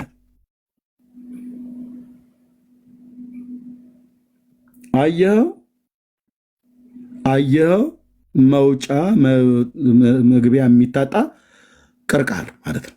ይሄን ቤተክርስቲያኒቱ በሌሊት የምትጸነጽነው የምታዜመው ነው። ኦኬ ከዛስ ሰላም ለመቃብሪከ መቃብሩስ የመገነዙንና የመቀበሩን ዜና ገድሉ ምን ይላል? ገጽ 41 ምን ይላል? የመቀበሩን ጉዳይ መሲ መቃብሩ ላይ አንድ ቁጥር ጻፈች። ሰላም ለመቃብሪከ ዘኢተከስተ ለባዕድ የሚገርም ነው። ለባዕድ ያልታየ ማለት ነው፣ ያልተገለጠ ከመ መቃብሩ ለሙሴ ወልደ ዮካብድ ልክ እንደ ዮካብድ ልጅ እንደ ሙሴ መቃብሩ አልተከሰተም፣ አልተገለጠም፣ ለሌሎች አልታየም። የሙሴ እንዳልታወቀ ማለት ነው። ዜና መቃብር ከሰ ገብረ መንፈስ ቅዱስ ጽማድ ቦ ዘይቤ በኢየሩሳሌም አጸድ ወቦ ዘይቤ ሀሎት በከብድ እንዴ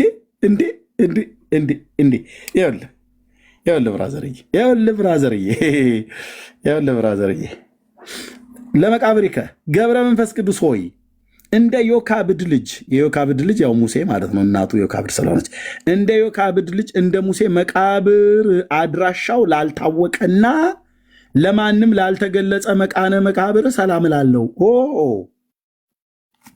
ወት እንደ ሙሴ መቃብር አይታወቅም ማለት ነው ያቦ። አዎ ታዲያ ለምንድን ነው ምድረ ከብድ ተቀበረ ብላችሁ የምትሉን? መቃብሩን ሳታውቁ የት እንደተቀበረ ሳታውቁ ነው እንደተቀበረ። እስኪ ወደኋላ ቆይ ልጨርስ። ተመለስ። ምድረ ከብድ ጸልየበት ወደኋላ ተመለስና ቼክ አድርገው። እኔ ያሳያለሁ። አድራሻው ላልታወቀ ለማንም ላልተገለጸ መካነ መቃብር ሰላም እላለሁ አለው። አድራሻው አልታወቀም የት እንደሆነ ማለት ነው። ክቡር አባቶ ካለ በኋላ ነገር ግን መቃብርህ በኢየሩሳሌም ነው የሚሉ አሉ። የት ነው የሚሉ? በኢየሩሳሌም ነው የሚሉ አሉ። በምድረ ከብድም ነው የሚሉ አሉ። የት? በጉራጌ ምድር። ምድረ ከብድ ጉራጌ ምድር ስለሆነ ማለት ነው። በጉራጌም ነው የሚሉ አሉ፣ በኢየሩሳሌም ነው የሚሉም አሉ። ሁለት ነው። አንተ ምን ትላለህ? የገድሉ ጸሐፊ አድራሻው አልታወቀም፣ ግንዘቱም በመላእክት የተደረገ ነው የሚመስለኝ። ቀብሩም አድራሻው አልታወቀም፣ ግን ሰዎች በምድረ ከብድም ነው የሚሉ አሉ፣ በኢየሩሳሌም ነው የሚሉም አሉ። ይኸው ስጋው በምድረ ከብድ ተቀበረ ብለው የሚሉት ጉራጌ ምድር ማለት ነው አሉ።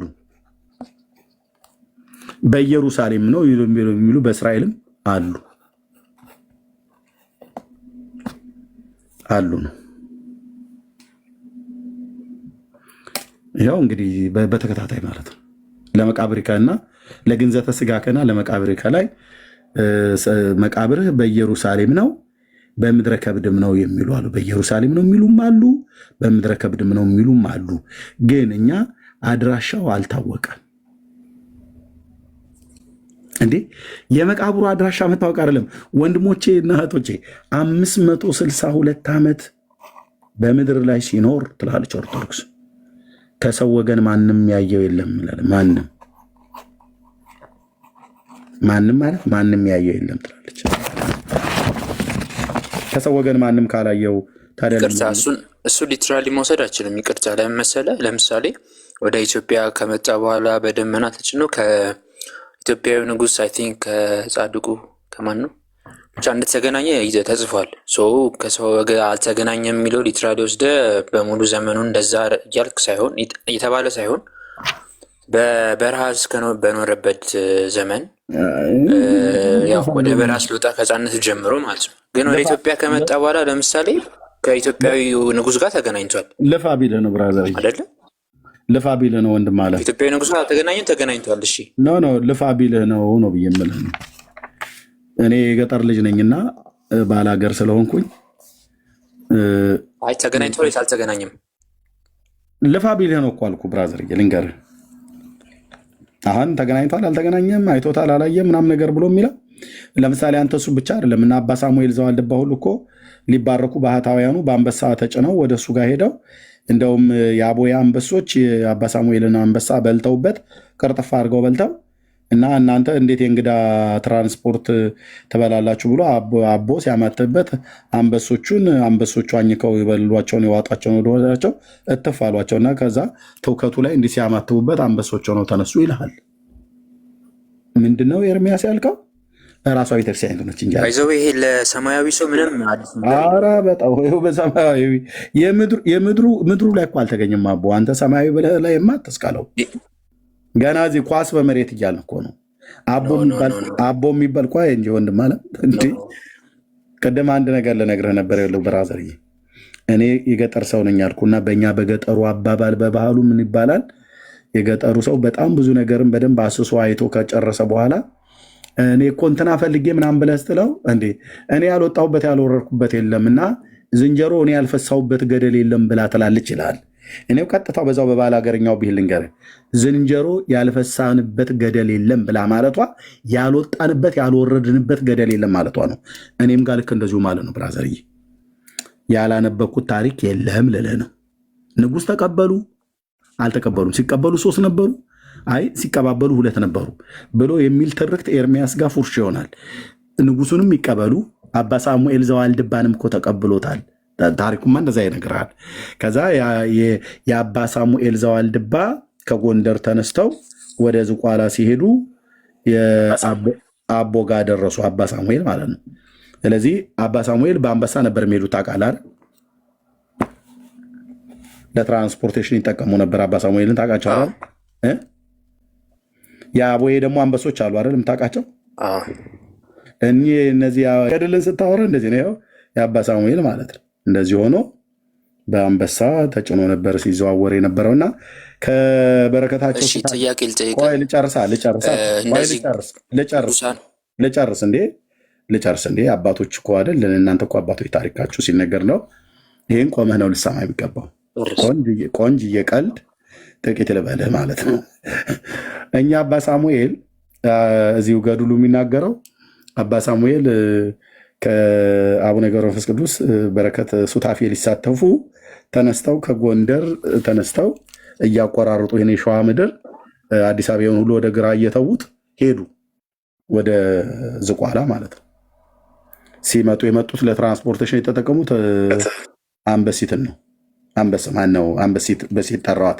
አንበሳው አንበሲት ደግሞ አሁን ሴቱ እዚህ ሌላ ጠብ እንዳይፈጥርብኝ ብቻ ጾታ አይጠቅስም፣ በአንበሳ ነው ብሎ የሚለው እና መጥተው አባ ሳሙኤል ዝቋላ ደረሱና ወደ አቦ ሊገቡ ሲሉ ለትራንስፖርቴሽን የተጠቀሙባቸው ሌሎችም አንበሶች ነበሩ። እንደዚሁ በማሰሪያ ነገር አንገታቸው ላይ ሸባ አረጉና እንጨት ላይ አስረዋቸው ገቡ። ያው ፈረስና አህያ እንደሚታሰረው ሸባ አድርገው ገቡ ወደ አቦ ጋ ማለት ነው። እና ከዛ የአቦዬ ደግሞ እነዛ 6 አንበሶች አሉ አይደል? ታውቃቸዋለህ? 6 አንበሳና 6 ነብር። እነሱ እንግዳና ተነስተው የአቦዬ አንበሶች የአባ ሳሙኤልን ዘዋልድባ እና የሌሎቹንም እንግዶች አንበሶች ቅርጥፍጥፍ አድርገው በሉ። እሺ ነው ማለት ያለብን አሁን። እና ከበሏቸውማ በኋላ እነዚህ አንበሶች ማለት ነው እነኚህ ምንም ይሉንታ የላቸው። እነዚህ አንበሶች 6 ናቸው። እዚህ ጋር 5 ነው የሚያሳየው። 5 ነው 6 ብቻ ቁጥሩ ላይ ተው እና የአባ ሳሙኤልን ዘዋልድባ አንበሶች በሉ። እነዚህ በታሰሩበት ቁርጥምጥም አድርገው በሏቸው። እንግዶቹ ሲሆን ለእንግዳ የሚበላ ነገር ሊያቀርቡ ሲገባቸው እነዚህ እንዳልኩ ባለጌ ናቸው ይባላሉ። ይሄን ማን ነው የሚናገረው? ገድሉ። እኔ ገረገራ ጥግ ቆሜ አነበው የነበረው ማለት ነው ያኔ። እና ከዛ ተሰነባብተው ቡራኬ ተቀብለው አባ ሳሙኤል ከኚህኛው ሰውዬ ከተባሉት ሰው መሰል ከነበሩት አሁን ይሄ ምን አዲስ ነገር አለ ያለው ነው። ምክንያቱም ጨርስና ሰጣለሁ በሏቸው። አባ ሳሙኤል ተባርከው ሊመለሱ ሲሉ ካሰሩበት ቦታ ሲፈልጉ አንበሶቹ የሉም። የማ ተጭኖበት ይመጣ የነበረው ከጎንደር ሀገር ተጭኖበት የመጣው የአባ ሳሙኤል ዘዋልድባ አንበሳ ተበልቷል እና የሆነ እግሩ ነው አፉ አካባቢ ነው ውዳቂው የተገኘው። እዛ የበሏቸው ማን ነው? ብሩክን አስገቡና ለምን እንደሚገባው ብሩክ አሁን ባለቀ ሰዓት መጥቶማ አይገባም። እዛ ሆኖ ለበረከቱ ያህል ይስማ። አታስገባው። ኤርሚ ራሱ ይተኛ እንጂ እስካሁን እኮ ይኸው። አይ ቅድምተኛ ባልኩ ሰዓት ይተኛ እኮ ኤርሚ። ይኸው ላንስሳ ምን ያደረጉን አሁን? ገድሉ ተነቦ ቅዳሴው ካለቀ በኋላ የሚመጣው መጨረሻ ላይ ደረሰበትን ይዞ ይሄዳል። መግቢያት አይቀር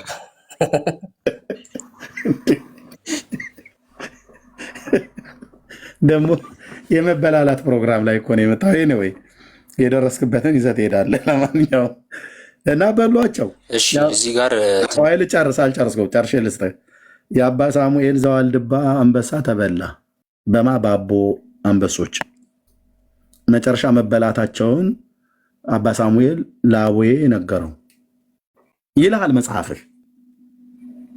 ቲያ በኋላ ይላል ይሰማል ወንድሜ። ቆይ ወይት ከዛን አባ ሳሙኤል ለአቦ ሲነግረው አቦ አንበሶቹን ምን ብሎ ጠይቃቸው?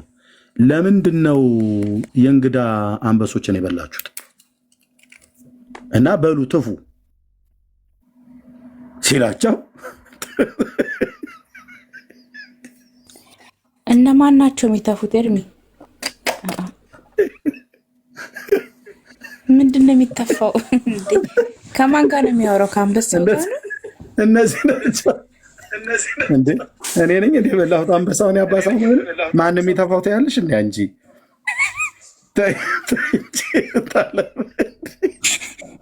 የአንበሶቹ ጆሮ ግን ኤርሚ በደንብ አይተከዋል። ፂም አላቸው።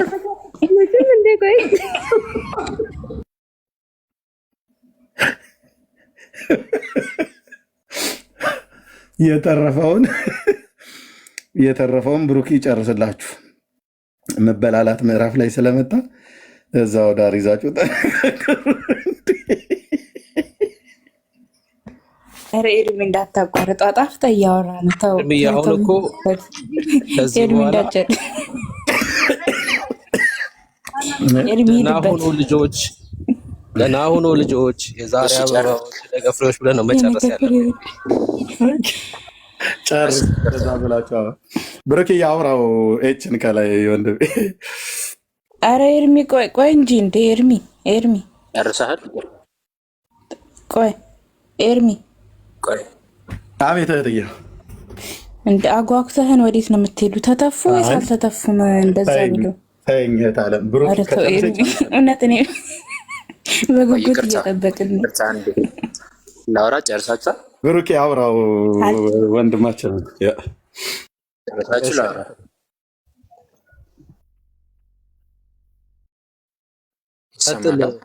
ቀጥል፣ ትሰማለህ ወዳጅ ቀጥል። እሺ በመሰረቱ እንደዚህ ገድላትና ገድላትና ድርሳናት ላይ ማለት እንዲህ ከመወያየት በፊት መጀመሪያ የነገረ ቅዱሳን ላይ ፕሮቴስታንትና ኦርቶዶክስ መስማማት አለባቸው።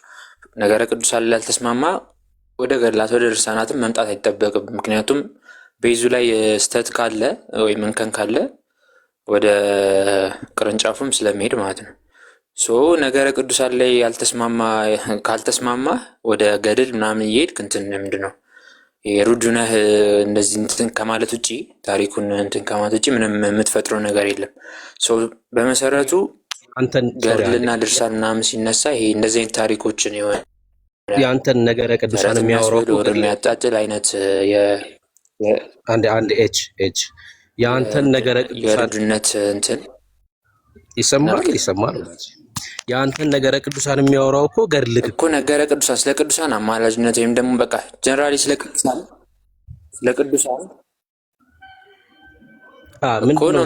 ስለ ቅዱሳን ጀስት ኢቨን ከባይብል ተነስተ ማለት ነው። በአጸደ ስጋ በአጸደ ነፍስ አማላጅነት እነዚህ አንድ ሰማሁ ካይ በቃ ሀሳቡ ላይ ካላወራክ ምን ለምን ጨርስና ታወራለች። አልፈቅድልህም። በቃ የኢትዮጵያ ኦርቶዶክስ ምዕመናን ትልቁ ችግራቸው ገድላቶቹ ስለሚያሳፍሩ እንዲነኩ አይፈልጉም። እና አሁን የተነሳ ሀሳብ አለ። የተነሳ ሀሳብ ላይ ከማውራት ይልቅ ምን አለ እነዚህም ባትነኩብንና በእንደዚህ አይነት መልኩ ደግሞ ብናወራ። ልክ እንደዚህ ነው ሁሉም መጥተው የሚያወሩት ማለት ነው። ቄሱም ሲመጣ እንደዛ ነው የሚያወራው፣ ጳጳሱም ሲመጣ እንደዛ ነው የሚያወራው፣ ምዕመኑም ሲመጣ ደግሞ እንደዚሁ ነው የሚያወራው። በቃ አለቅ አንድ ሀሳብ ላሰርስ ልትመክረኝ ከሆነ ይኸውልህ አይደለም የምሰጥህ የተነሳው ሀሳብ ላይ ካወራ ምን አልክ? የተነሳው ሀሳብ ላይ በቃ ቅድም ነበር እሱ ቅድም ሳይነሳ ገና ስትገባ ረዥም ሰዓት ቆይታል አይደል? ያኔ ነው እሱ ማውራት ያለብህ። አሁን ተነቦ ካለቀ በኋላ ሙድ ከተያዘበት በኋላ በመጽሐፉ እንደገና እዚህ ላይ ባናወራ አይባልም። ሲጀምር ይህን ያህል ሰዓት ቁጭ ብለህ ሰምተህ መልስ መመለስ ካለብህ መመለስ ነው እንጂ ያለብህ ባናወራ አይደለም። ያው ኔትወርኩ ይዘገያል አይደል? የሱ የኔ አይደለም። እሱ ባናወራ አይደለም ግን እሱ ጀስት እያወራ ስለነበር ኢንተርፌር ላይ ለማድረግ ነው ያደመጥኩት። ቁራር አይሰማም። ይዘገያል። አሁን ነው እንደዚህ ኔትወርኩ ቅድም ጥሩ ነበረ። አሁን ነው እንደዚህ የሆነበት ወንድምነት ዘግይቶ ነው የሚሰማ። ትፉ አሏቸው አባ ሳሙኤል ዘዋልድባ በጣም ዱርዬ አንበሳ ነው ያላቸው። በጣም እንዲህ በስርዓት አላሳደጓቸው። እንግዳ ማያክልበት በጣም እኮ የሚያስቅ እኮ ነው አይደል?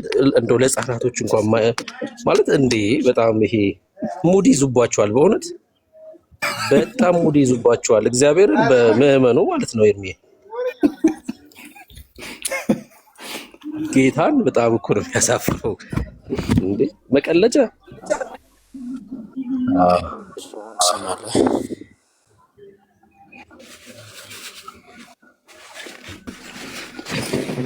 እሺ ኤች ሰማለው ነው አንድ በቃ ቀጥል። አሁን ጥሩ ነው። እሺ ቀጥል። እሺ እና ምን እያልኩ ነበር? ያው ምንድነው ግራውንድ ለማስያዝ ማለት ነው። እነዚህ ገድላት ድርሳናት ምናምን ላይ የሆነ መጽሐፍቱ ላይ የገባን እንትን ከማለት በፊት አንደኛ ስለ ቅዱሳን እንትን ማድረግ አለብን፣ መስማማት አለብን።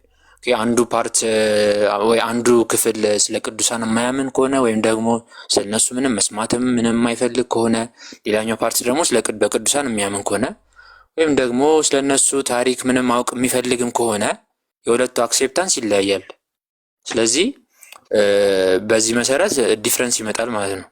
እና ገድልና ድርሳናት ላይ ከማየት በፊት እዛው መጽሐፍ ቅዱስ ላይ ምክንያቱም የመጀመሪያው ተአምርም ሆነ እንደዚህ ከአእምሮ በላይ የሚሆኑ ተአምራት ምናምን የጻፉበት ባይብል ስለሆነ ለምሳሌ ዘኍልቍ ምዕራፍ 22 ላይ በአፏ ስለተናገረችው አህያ ይናገራል። ኦኬ ይሄን አይተን እንዴ አህያዋ እኮ በአፏ ተናግራለች ምናምን ብለህ እንትን ማድረግ አችልም ባይብልን ማለት ነው።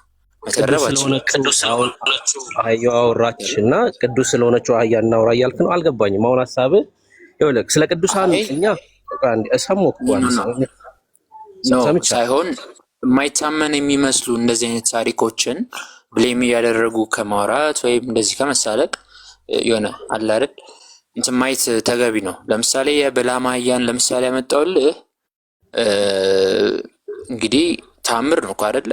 የበለዓም አህያ መናገሯ ማለት ነው። ኦኬ ይሄ ታሪክ የምታገኘው ባይብል ላይ መጽሐፍ ቅዱስ ላይ እንደዚህ አይነት ይሄ በእግዚአብሔር የሚሰሩ ተአምራት ወይ ምናምን ላይ ገድላትና ድርሳናት ላይ ብታገኝ እነሱን እንትን የማድረግ ሞራል የለም። ምክንያቱም ይሄ በእግዚአብሔር እንትን ላይ መሳለቅ ስለሚሆን ማለት ነው።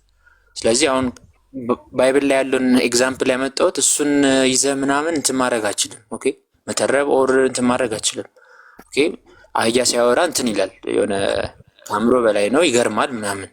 ነገር ግን እንዲህ ለምን አህያ አወራች ምናምን ብለህ እንትን አትልም። ምክንያቱም በቃ የእግዚአብሔር ታምር ስለሆነ አሁንም የቅዱሳን ነገረ ቅዱሳን ላይ መስማማት አለብን ያልኩ ቅዱሳንን የማትቀበሉ ወር የማትወዳቸው አይነት ከሆነ ሲጀመርም መጽሐፍቶቻቸውን ኮምፕሊትሊ እንትን አትልም አትቀበሉ። ምክንያቱም ዩ ሃቭ ኦልሬዲ ብሎክድ አድርገዋል እንትንን ማለት ነው። በዚህ ብሎክድ ያደረግከው ነገር ላይ ስለሰማሁ አሁን ደግሞ ደርስተኝሽ አሁን መልካም ደርስ አንዱ ዋና ነገር ያነሳው ስለ ቅዱሳን መስማማት አለብን መውደድ አለብን ቅዱሳን። እሺ ትወደኛለህ? እኔ አሁን ቅዱስ ነኝ ትወደኛለህ? ኦኬ ራስን ቅዱስ ነው ያልከው እወዳለሁ። ለምን አልወድህም? ስለኔ ኦኬ ስለኔ ልነግርህ ነው። በቃ ስለ ቅዱሳን መስማት ስለምትፈልግ አንተ በቃ ልንገርህ ስለኔ ማለት ነው አይደል? በዛ ስለምትወደኝ ማለት ነው። አንተ ቅዱስ ነህ? እኔ ነኝ ተብሎ በእኛ አስተምሮ አይገለጽም። ኦኬ ቅድስና የሚያድግ ስለሆነ እኔ ነኝ ብዬ በድፍረት አልናገርም እኮ። ምንድን ነው ቅዱስ ካልሆንሽ? እኔ እግዚአብሔር ልጅ ነኝ ባጭሩ። እኔ ቅዱስ ነው ወይስ አይደለም ነው ጥያቄ። ነገርኩህ እንደዚህ ነው። አንድ ሰው ቅዱስ ከሆነ ከርክስና የተለየ ማለት ነው።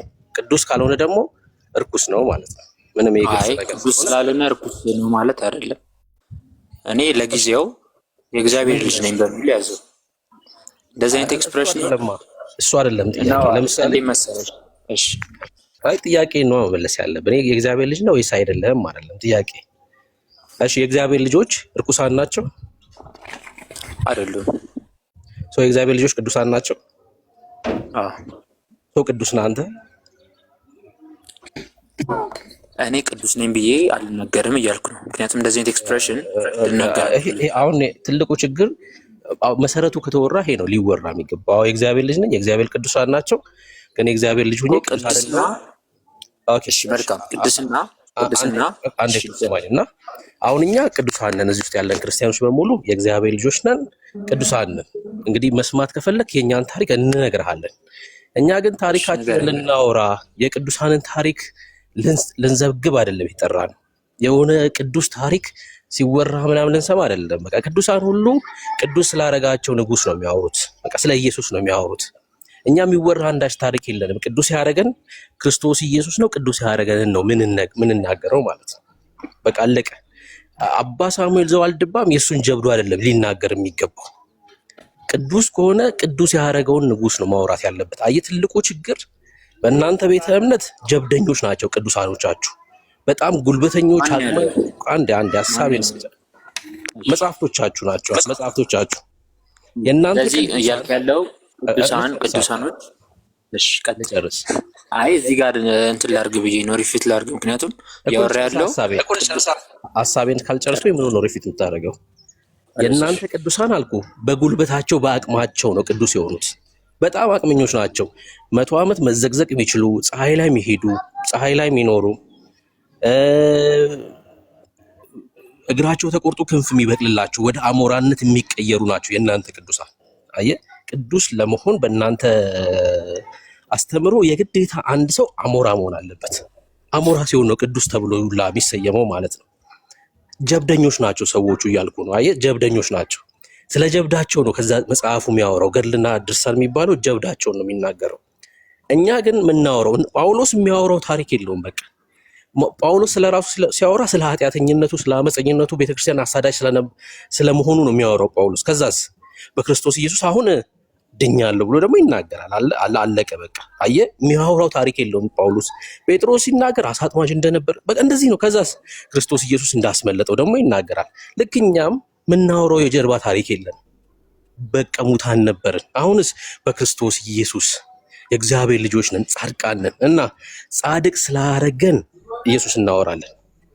የእናንተ ግን ጀብደኞች ናቸው። በጀብዳቸው ነው ጻድቅ የሚሆኑት ማለት ነው። ለዛ ነው የምንቃወመው የእናንተን መጽሐፍቶችና ቅዱሳን ተብሎ የሚታወቁትን በሙሉ የምንቃወመው በዛ ምክንያት ነው። እሺ ከጨረስክ መልካም። ቅዱሳን ሲባል ያው የጌታ ትእዛዝ ነው አይደል? እኔ ቅዱስ ነኝና እናንተ ቅዱሳን ሁሉ ሁኑ የሚሉ ማለት ነው። ኦኬ ሶ ቅድስና የሚጀምረው በጣም ቤዚክ ነገሩ ትህትና ነው። በቃ ቅድስና ከተባለ ክርስቶስን እንትን ታደርጋለህ ወይም ክርስቶስን መምሰል ነው በቃ የመጨረሻ ግቡ። ኦኬ ምክንያቱም ፐርፌክት የሆነው አምላክ እሱ ስለሆነ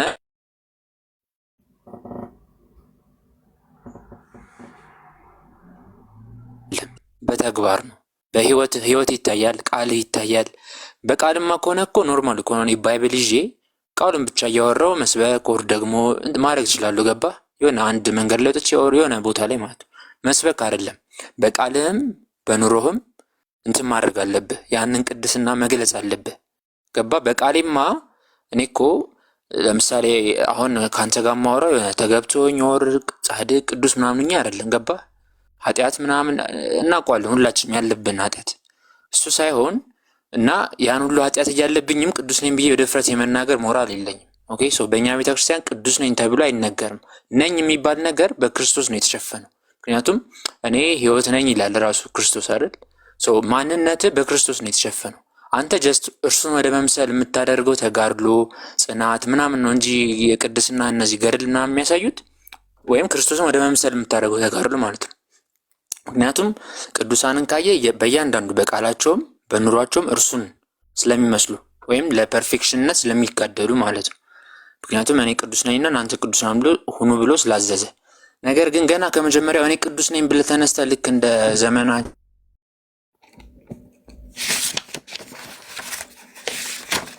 ነው ሲጀመርም በቃል አይነገርም እኔ ቅዱስ ነኝ ምናምን ተብሎ። ኦኬ ሶ በተግባር ከተግባር ጋር ህይወት ጋር ነው።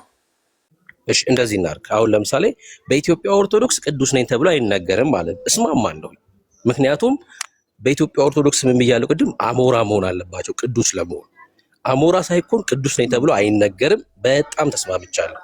እኔ ግን መጽሐፍ ቅዱስን ነው እያወራሁ ያለሁት። የኢትዮጵያ ኦርቶዶክስ ትምህርትማ በጣም ግልጽና ግልጽ ነው። ማንም ሰው ቅዱስ ነኝ ብሎ ማውራት አይችልም። ሰው ምዕመኑ ለአሞራዎች ነው የሚሰግደው። ለተክለ ሃይማኖት፣ ለዘራ ብሩክ። የምሬን ነው ብላችሁ ሰው ክንፍ ካላበቀለ ጻድቅ አይባልም በኢትዮጵያ ኦርቶዶክስ። ይሄ እኮ በጣም እኮ ለአይምሮ ራሱ እንደ አንዴ ስለምሰማ ጣልቃ አትግባ፣ ስለምሰማ ጣልቃ አትግባ። የኢትዮጵያ ኦርቶዶክስ ጻድቃን በሙሉ ወይ ጸጉር አብቅለው ይወለዳሉ። አቦ ለምሳሌ ሙሉ ጸጉር አብቅሎ ተወለደ፣ እሺ ጻድቅ ተባለ። ተክለ ሃይማኖት እግሩን አስቆርጦ 6 ክንፍ አበቀለ። ምንድን ነው እያልኩ ያለሁት? ሌብሉ ምንድነው? የአሞራነት ሌብል ነው ጽድቅ ማለት ነው። እኔ እያወራሁ ያለሁት መጽሐፍ ቅዱስ ነው። ጥቅስ ልንገርህ፣ ኤፌሶን 1:4 አንብበው እስኪ። እሺ ምን ይላል? አቋም አንብበዋ ምን እንደሚል ላሳይክ።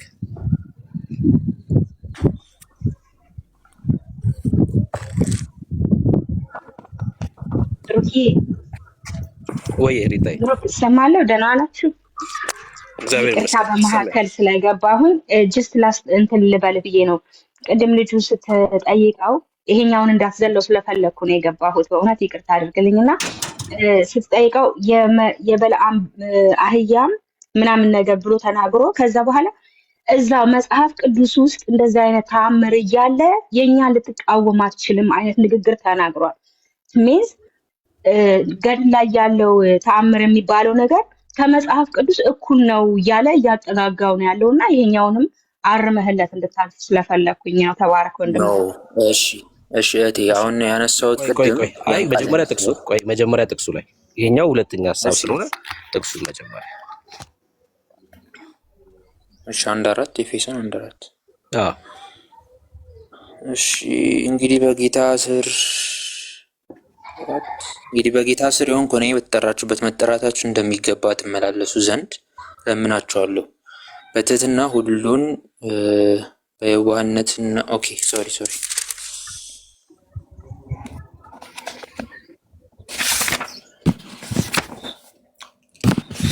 ዓለም ሳይፈጠር በፊቱ ቅዱሳንና ነውር የሌለን በፍቅር እንሆን ዘንድ በክርስቶስ መረጠን ይላል። እሺ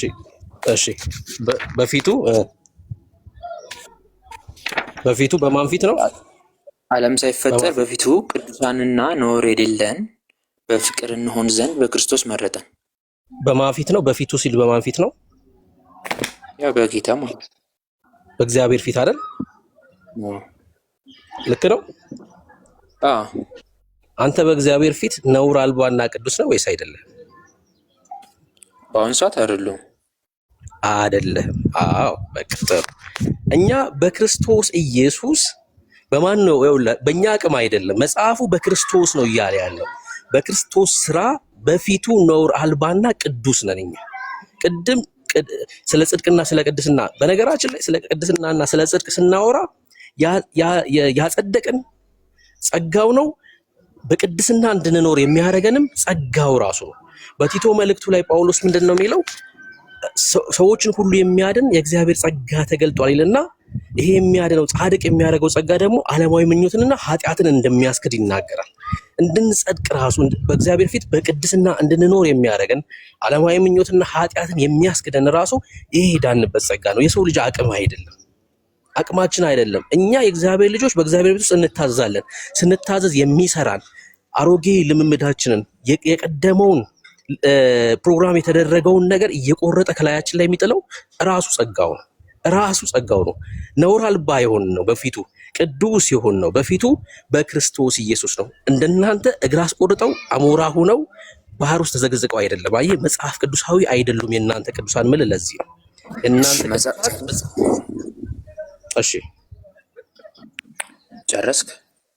እሺ ከጨረስክ መጽሐፍ ቅዱሳዊ አይደለም ላልከው የክርስቶስን ቃል ማለት የተናገረውን ቃል በቃል በህይወታቸው የኖሩበትን ገድል ነው የሚያሳየው። ለምሳሌ ሲጸልዩ እንደዚህ እናድርግ። አሁን አዳምጠኝ። ለምሳሌ ክርስቶስን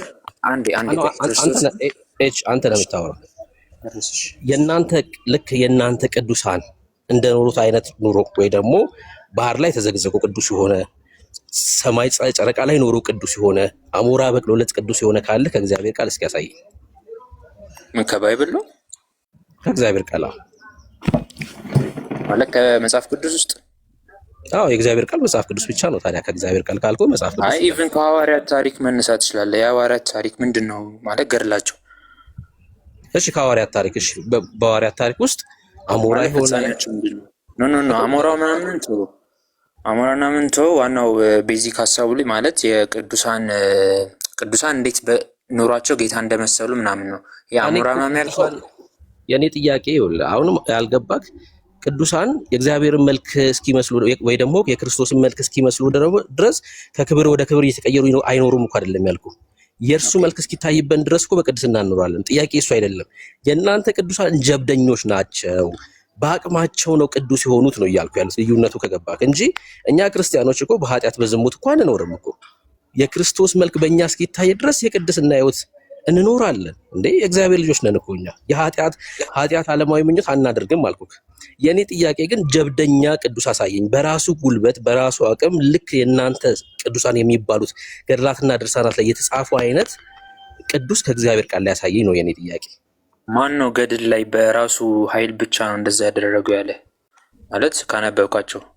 እስኪ በክርስቶስ ኢየሱስ የጸደቀ አንድ ጻድቅ አሳየኝ ከእናንተ ገድላት ላይ በክርስቶስ ኢየሱስ ነው የጸደቀ ተብሎ የተጻፈለት አንድ ገድል ንገረኝ። እሺ እናውጣለን።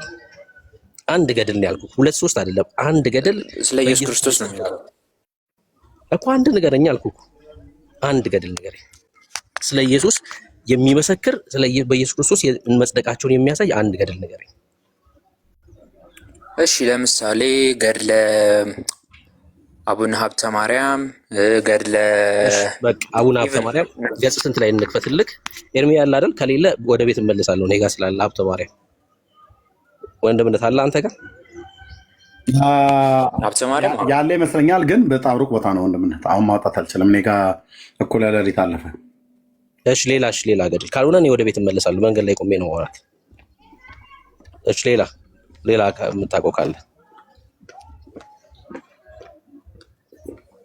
እሺ። ያ ሁሉም እንዳልኩ ሁሉም ቅዱሳን በክርስቶስ ምንድን ነው ክርስቶስን ለመምሰል እንደሚጋደሉ ገድላቸው ላይ ያለ ማለት ሁሉም ያልኩ ለዛ ነው፣ ሁሉም ስለሆኑ ነው። የአሁኑን ክፍተልን። እሺ እንደዛ ከሆነ ገጹን ይነግረናል። አሁን የአባሱን ሳሙኤል ዘዋልድባን ክፍተልን ይርሚ እና ገጹን ይንገረን። በኢየሱስ መጽደቃቸውን የሚያሳይ ታሪክ ያሳያል። ኧረ አንድ ማያሳየን አንድ በጭራሽ። ይሄ ሁሉ እየሰማ እንነግርሃለን።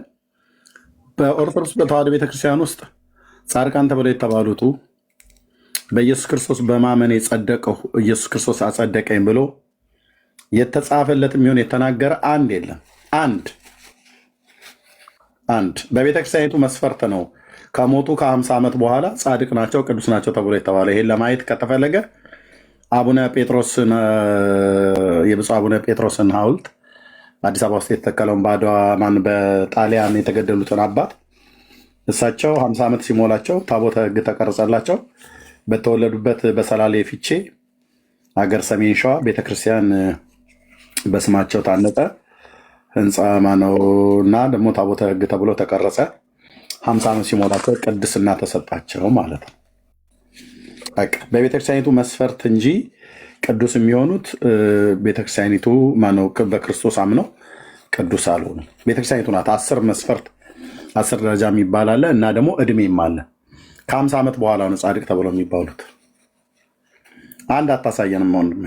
ሀብተ ማርያም ኖ እሺ ለምሳሌ ማለት በሁሉም ቅዱሳን ገድል ለምሳሌ ገድለ ተክለ ሃይማኖት መጨረሻ ላይ ስታየው ቃል ኪዳን ሲቀበሉ ምናምን በማን እንደጸደቁ ነው እየተናገረ ያለው። ክርስቶስ ኢየሱስ መጥቶ ነው አይደል ቃል ኪዳን እየሰጣቸው ያለው። ሰው ጀነራሊ በማን ነው የሚጸድቁት ማለት ነው እንጂ ራሳቸውን ጻድቅ ብሎ ሹሞ አይደለም። አይልማ በጀብዳቸው አይልም። በጀብዳቸው በገድላቸው ጀብድ ሳይሆን ገድል ነው።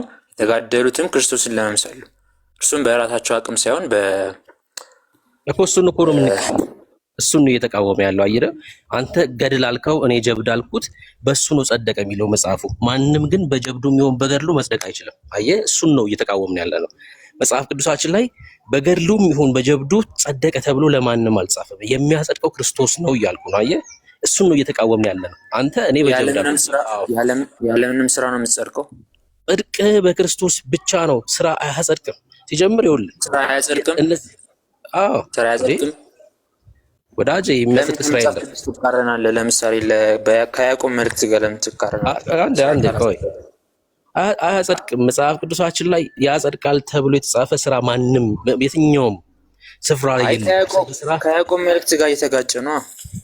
እሺ አንድ የያዕቆብ መልእክት ስራ ያጸድቃል ተብሎ አልተጻፈም። እኔ አሁን ወደ መጽሐፍ ቅዱሱ ሀሳብ ብንሄድ እንዲህ እጅን አሰጥቼ ነው ማስወጣ። ግን ኤርሜ ሌሊት ነው እያለ ስለሆነ ስለሰገደ ሌሊት አርፏል። እሺ ኤርሜ የምትለው በሌላ ቀን ከመጣ መቀጠል እንችላለን። እኔ ያለሁበት ሀገር እኩለ ሌሊት አልፏል። ይህን አለም ቆያለሁ ብዬ አላሰብኩም ነበረ። አንደኛ በገድላቱ ላይ የተጻፈው ነውር በእውነት ለመናገር ተነግሮ አያልቅም። እግዚአብሔር ጊዜ ከሰጠን እያንዳንዱን እስከዛሬ ድረስ ያላየኑን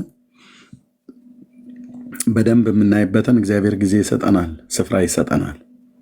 በጣም በእውነት ነው ብዬ የምላችሁ፣ በጣም በእውነት ግን ቅድም መግቢያ ላይ እንዳሳየሁት ቪዲዮ እነዛ ማርያም ከኢዮብ መኮንን ጋር አጅሬው እያለ የሚለውን ቪዲዮ አየው። ወንድምነት አየው እሱኛውን ቪዲዮ ሳሳ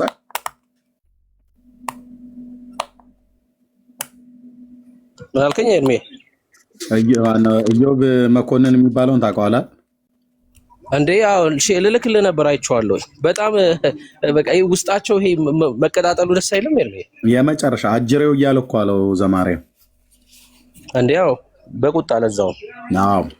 እና በቁጣ ይሄኛው የለየለት ተረታም ትውልድ ነው። ዘማርያም ማለት ተረታም ትውልድ ማለት ነው። ኢዮብ እንደዚህ በእግዚአብሔር ላይ እያላገጡ መቀጠል የለባቸውም ብሎ የሚል አቋም ነው ያለው። እንግዲህ እኛ ድሮ ስንናገር አልሰማ ብለዋል። ተሐድሶ ቤተክርስቲያኒቱ ያስፈልጋታል ተብሎ ሲባል አሁን ተከበናል፣ ተጨንቀናል አይነት ጩኸት ላይ ነው ያሉት። ኤኒዌይ የመጽሐፍቶቹ ነውር ተገልጦ የማያልቅ ነው። እነዚህ መጽሐፍቶች ቤተክርስቲያኒቱ ስህተት እንዳላቸው አሳይተናታል። ለቤተክርስቲያኒቱ ራሷ ወጥታ ተናግራቸው ቤተክርስቲያኒቱ በሊቃውንት ጉባኤ ጥራት እንደሚጎላቸው አሳይተናቸዋል። ይህንን አፋችንን ሞልተን መናገር እንችላለን። አሳይተናቸዋል። የራሳቸውን መጽሐፍቶች ራሳቸው ሳያዩዋቸው እኛ አሳይተናቸዋል። በዚህ 10 ዓመት ውስጥ የሶሻል ሚዲያ አገልግሎት ላይ ይህን ነገር አድርገናል። አሁን ቤተክርስቲያኒቱ በወከባ ላይ ናት። ሰርገኛ መጣ በርበሬ ቀንጥሱ ማለት ነው። በተለይ ብፁዕ አቡነ ኤርሚያስ የተናገሩት ንግግር ወንድምነት እየሰማሁት ነበረ። አዶኖ ዳውንሎድ አድርጌው ከሆነ ምን ብለዋሉ? እሳቸው ምን ብለዋሉ? ብፁዕ አቡነ ኤርሚያስ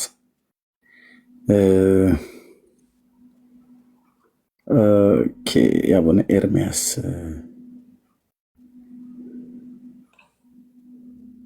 ኦኬ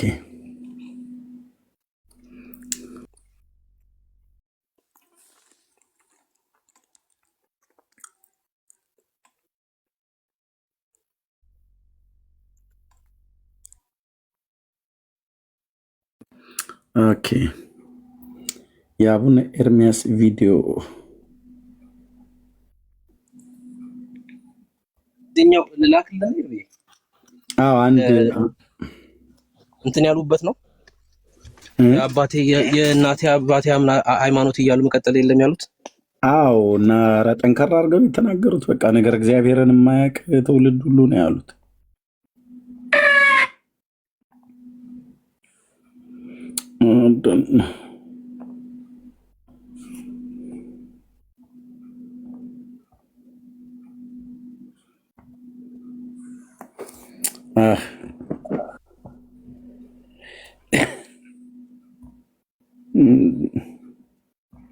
እሺ አሁን አላገኘው ግን የእሳቸው ቪዲዮ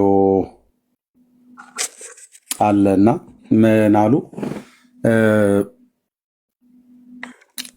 ውዳሴ ማርያም እና ቅዳሴ ዜማ እየተማሩ ምንድነው እንደዛ ከመንግስተ ሰማያት ጋር በተገናኘ ማለት ነው። ህዝባችን እግዚአብሔርን አያውቅም ነው እንጂ ብለው ያሉት አላሳወቅ ነው። መዝሙር መዘመርና ቅዳሴ መቀደስ ዜማን ማዜም ነገር እግዚአብሔርን ማወቅ አይደለም እና ብለው የተናገሩት በጣም ጠንካራ መልእክት ማለት ነውና ምን ለማለት ነው? እርስ በርስ አሁን ቤተክርስቲያኒቱ አደጋ ላይ እንዳለች እና ሀብለን ህዝባችንን አሉ። እንደውም እሳቸው የተናገሩት ይህ ንግግር ውስጥ ልጆቻችሁን አሉ ምናኑ ሲናገሩ ልጆቻችሁን በዚህ በአስኳላው ትምህርት ቤት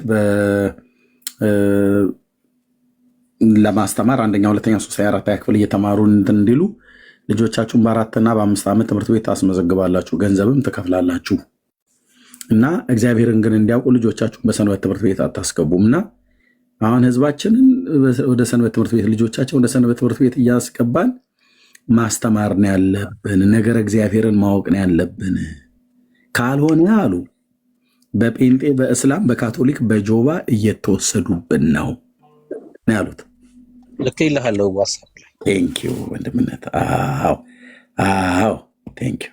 ከዚህ በኋላ የአባቴ እምነት ነው በሚል ብቻ የሚከተለን ሰው እንደማይኖር እርግጠኞቹ። ልክ ነዎት። እኔ አባቴ፣ አያቴ፣ ቅድመ አያቴ ክርስቲያን ስለሆነ ክርስቲያን ሆንኩ የሚል ትውልድ ከዚህ በኋላ አይመጣም። የእናንተ ልጆች እንደናንተ ሆነው አይመጡም። ዝም ብለው መረዳት ይፈልጋሉ። ካልተረዱ በተሳሳተ መንገድ ከሚያስረዳቸው ጋር ይቀጥላሉ። ፕሮቴስታንት በሏቸው፣ ሙስሊሞች በሏቸው፣ ካቶሊክ በሏቸው፣ ጆባ በሏቸው፣ እንደፈለገ የመራቸው ይወስዳቸዋል። የኛ የሚሉት እውቀት ሊኖራቸው ይገባል። ልክ ነው። የአባቴ እምነት ማለት የእናቴ እምነት ማለት የአባቴ እምነት ይሄ ነው ብለው ግን መተንተን ያስፈልጋቸዋል። እንዲህ አይነት ምዕመናን ነው ሊኖሩን የሚገባው። ስለዚህ እንዲህ አይነት ምዕመናን እንዲኖሩ ምን እናድርግ? አሁን ምን ላይ እንስራ? ሰንበት ትምህርት ቤት ላይ እንስራ። ሎክ ሰርገኛ መጣ በርበሬ ቀንጥሱ በደመ ነፍስ ማለት የእናቴና የአባቴ ሃይማኖት ነው። ምንድነው አንተ እምነት? የእናቴና የአባቴን ጥብቅ ቅርር አድርጌ ይይዛለሁ ብሎ ስሩ ግንባሩ ላይ እስኪተረተር ድረስ የሚያወራ ስለ አባቱና ስለ እናቱ እምነት ግን ቢጠይቅ አንድ የማይመልስ ትውልድ ማለት ነው።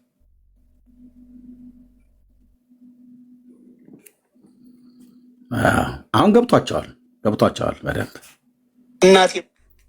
በደንብ ነው የገባቸው። የእናንተ ልጆች እንደናንተ ሆነው አይመጡም። ዝም ብለው ቆይ፣ ብፁዕነቶ መረጃት ይፈልጋሉ። ብፁዕነቶ ቆይ፣ ከዚህ በኋላ የአባቴ እምነት ነው በሚል ብቻ የሚከተለን ሰው እንደማይኖር እርግጠኞቹ። በደንብ ነው ንፋሱ የገባቸው በደንብ። ምክንያቱስ እኔ አንዳንድ ራእዮችን እዚህ አልናገርም። እዚህ ያላችሁ 600 ሰው ከፊት ለፊት የምትሰሙ ከበስተኋላ ስንት ሺህ ሰው የአባቶቼ የነ ኤልያስ አምላክ ቅዱስ እግዚአብሔር ምስክር አሳይቶኛል፣ ተናግሮኛል። ሁሉ እዚህ አይወራም።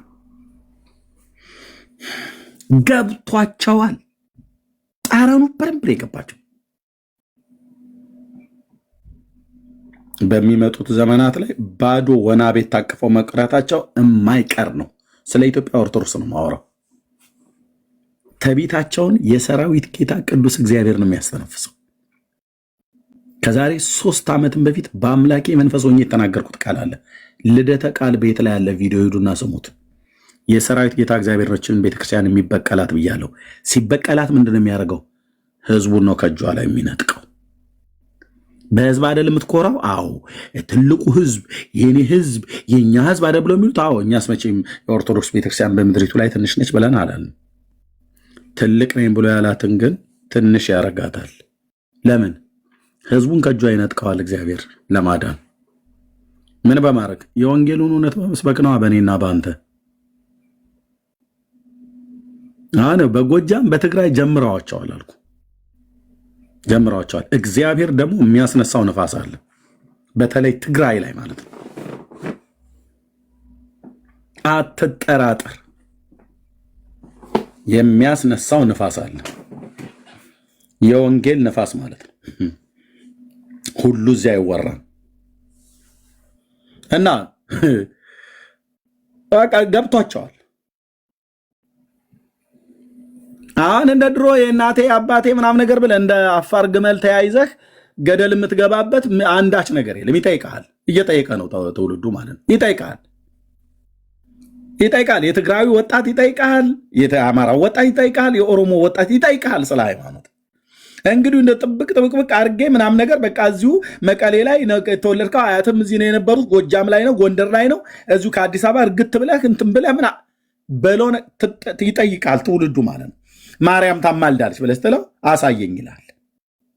አይ የለም በቃ እኔ አባቴ ታማልዳለች ነው ብሎ ያለው፣ አያቴም ለአባቴ እንደዛ ነው የነገረው፣ እኔም ደግሞ እነግርሃለሁ ከዚች ሃይማኖት ብትወጣ ይኸው ማተቤን እበጥሳለሁ ብሎ ምን ክር በመበጠስ አታስፈራራውም። ምን አሉ? ምን አሉ? ብፁዕነትዎ ከዚህ በኋላ የአባቴ እምነት ነው በሚል ብቻ የሚከተለን ሰው እንደማይኖር እርግጠኞች ሁኑ። በጣም እውነትዎትን ነው። እኔ አባቴ አያቴ ቅድመ አያቴ ክርስቲያን ስለሆነ ክርስቲያን የሚል ትውልድ ከዚህ በኋላ አይመጣም። የእናንተ ልጆች እንደናንተ ሆነው አይመጡም። ዝም ያሉ ነው ይበሉት። በእናንተ አፍ እንደ ሲነገር ጥሩ ነው። እኛ ብንል እቺም ቤተክርስቲያን ምናምን ነገር ብላችሁ ትላላችሁ። እሺ ያሉ ሰደው ሚዝም እንዲሁ ለበዓል ጊዜ ዩኒፎርም ለብሰው የሚዘምሩ ሰዎችን ለመመልመል እንዳይመስላችሁ፣ ምዕመናንን ለመፍጠር ነው፣ አማኞችን ለመፍጠር ነው። ስለዚህ የሀገረ ስብከትም የወረዳ ቤተ ክህነትም የአጥቢያዎችም ትኩረት ሰንበት ትምህርት ቤት ላይ ነው። ልጆቻችን ገብተዋል የሰንበት ትምህርት ቤት ስለ መንግስተ ሰማያት መማር ጀምረዋል ማለት አለ። አልተማሩም። አሁን ያሉት ማናቸው? ብፁዕ አቡነ ቀውስጦስ የሰሜን ሸዋ የሰላሌ አውራጃ አህጉረ ስብከት እሳቸው እኔ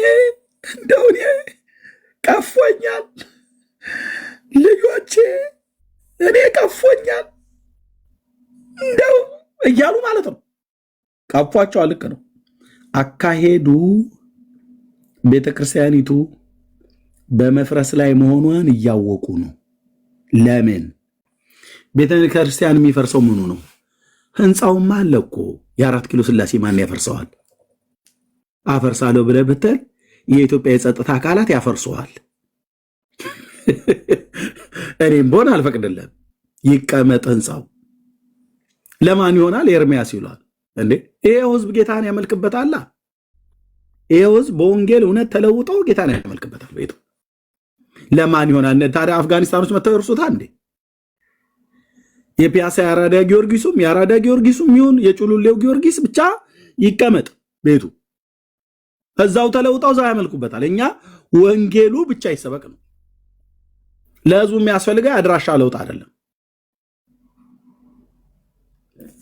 እና ቤተክርስቲያኒቱ በመፍረስ ላይ ናት ማለት ህንፃው እየፈረሰ ነው እያለ እኮ አይደለም። ግዑዙ ህንፃ የቦሌ መድኃኔዓለም አይተዋል ሲናድ? የለም በፍጹም ውብ የሆነ አሰራር ነው የተሰራው። ታዲያ እነሱ ገትረው ወጥረው እንደው እየሰሩ ያሉት ዣንጥላ ዘርግተው ስለ አርሴማ ስለ ቅድስት ስለ ሰማዕቷ አትለፉን ብለናል። አትለፉን እርጥባን ጣሉበት። አትለፉን እንደው በእመቤቴ በወላዲቴ አትለፉን እያሉ እንደሚሰሩት ህንፃ ነው የሚሰሩት ወገኖች። እነሱ ህንፃ እየሰሩ ህዝቡ ግን ከስር የት ነው ያሉት? ብፁዕ አቡነ ጴጥሮስ ብፁዕ አቡነ ማናቸው ማርቆስ እንደተናገሩት ቅዳሴ በመቀደስና መቋሚያ በመወዝወዝ ማህሌት በመቆም ይህች ቤተክርስቲያን እድሜዋ የሚቀጥል ይመስላችኋል? የብፁዕነታቸው ንግግር ነው። ትውልዱ አልተረዳም። አባቶች የተባሉት በደንብ ነው ጠረኑ የገባቸው። በደንብ አልሆነም ምሎት የተባሉ ማለት ነው። የት እንዲላሉ ግን አባታችን እና ምን አደርግልህ ኖረዋል። ሁሉ ሊቃውንት እያለ ጨለማ ውስጥ ጨለማ ድቅድቅ ጨለማ ቀኝተን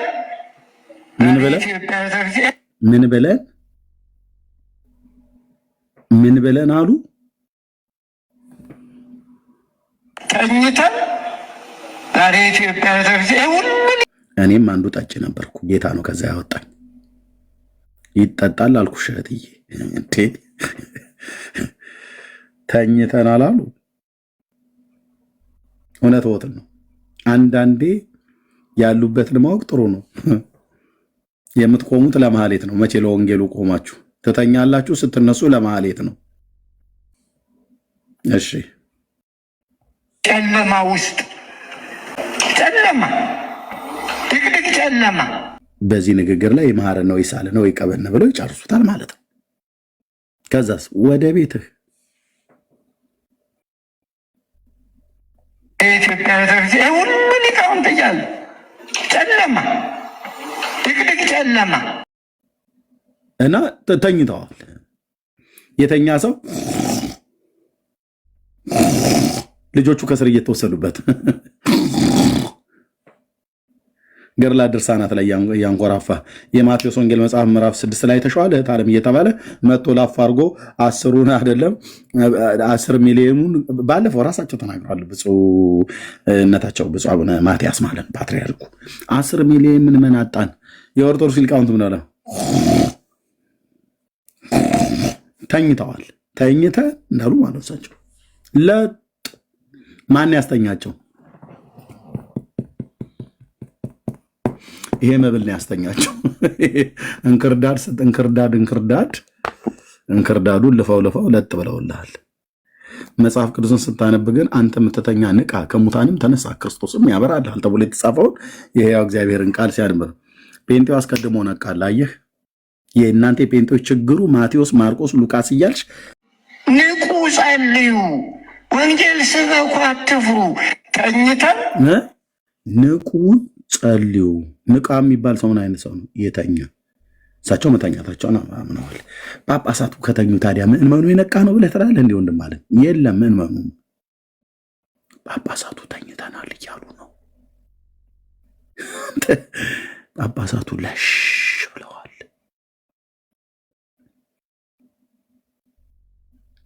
ወጣቱን ጫት ተራ ነው የምታገኘው። ቲክቶክም ላይ የሚገባው ማታ እንቅልፍ እምቢ ብሎ ሲለው ነው። ገስት ላይ ገባና ምለ ኤርሚያስ አንተ እኮ አበዛው፣ ለምን እንደዚህ ግን ትናገራለህ? ብሩክ ቤተክርስቲያናችንን ሳታቋት ነው የወጣችሁት ይለናል። ለጥ ብለዋል። በደንብ ገብቷቸዋል። እችን ጥያቄያቸው ገብቷቸዋል። እች ጥያቄ ለመቼ ታደርጉታላችሁ? ለመቼ ታደርጉታላችሁ? ወይም ማህሌት በመቆም ብቻ አሁን ጊዜውን እንገፋለን ብላችሁ ታስባላችሁ? እንዲሁ ስታስበው ማህሌት ቁመን ቀድሰን ወተን ኦርቶዶክስ እምነት እድሜ ይኖረዋል ትላላችሁ? እንዴት ሁሉ ጥያቄውን ጠየቁ፣ መልሱን መለሱት ራሳቸው።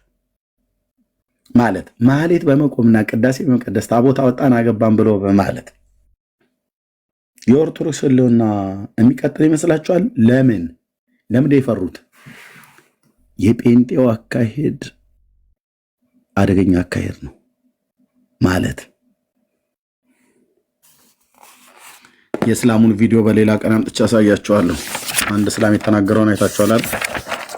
በኦርቶዶክስ ቤተክርስቲያን ጥናት ተደርጓል። የጴንጤው አደገኛ የሆነ ስትራቴጂ በአዲስ አበባ ከተማ ውስጥ እንኳን ወደ 26,000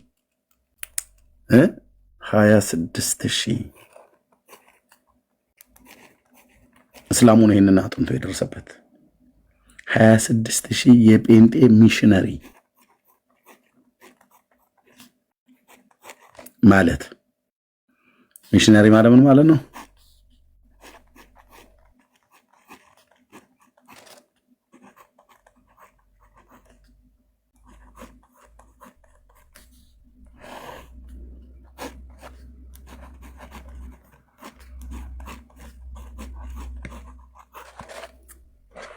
አላ ሙስሊሙ የት መተው ነው? መካከላችን ገብተው ነው ያጠኑት። ታውቃለህ? መካከላችን ኢየሱስ ጌታ ነው ብለው መካከላችን መተው ነው ያጠኑት። ሲጀምር በድብቅ የሚደረግ ነገር የለም። የጴንጤው አደገኛ የሆነ 4 ስትራቴጂ ብሎ ያለው አንደኛ፣ የጴንጤው አደገኛ የሆነ የጴንጤው አሰላለፍ ላሳያችሁ። ራሱ ሙስሊሙ የተናገረው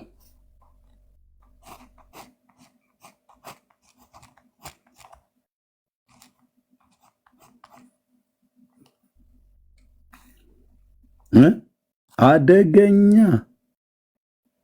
አደገኛ በምንም ልታስቆሙ የማችለው አደገኛው የጴንጤው ስትራቴጂ ታያችሁ። እስላም እኮ ነው ያለው። ከዛስ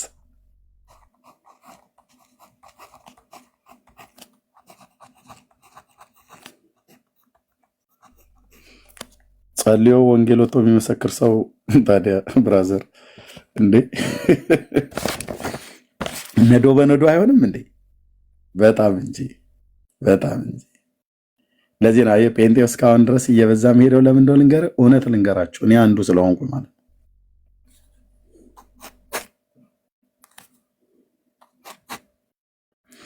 የፈለገ ቢደክም ጴንጤ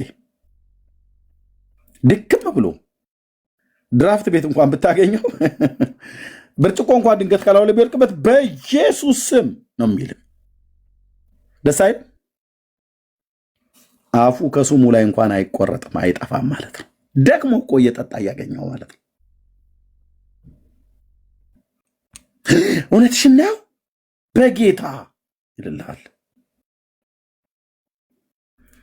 መንፈሳችን ላይ ነው የተነቀስነው እኮ ነው ብዬ የምልህ ስሙን አዳኝ ስሙን።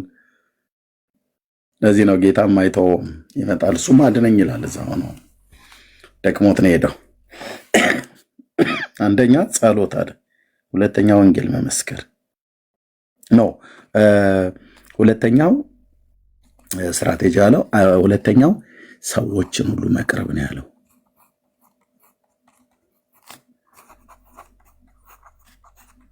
ሰዎችን መቅረብ በተናጥልም በህብረትም ነው ያለው። ከዛ ወንጌል መስበክ፣ ከዛ ወንጌልን የተሰበከለትን ሰው ወደ ቤተ ክርስቲያን ይወስዱታል አለ እና እስላሙ ሲናገር ቪዲዮ አለ አሰማችኋለሁ አውጥቼው። እኔ ህዝባችን ጀማው ይደነግጣል ብዬ እንጂ ብነግራችሁ የብዙ ሰው ልብ ይረዳል አለ።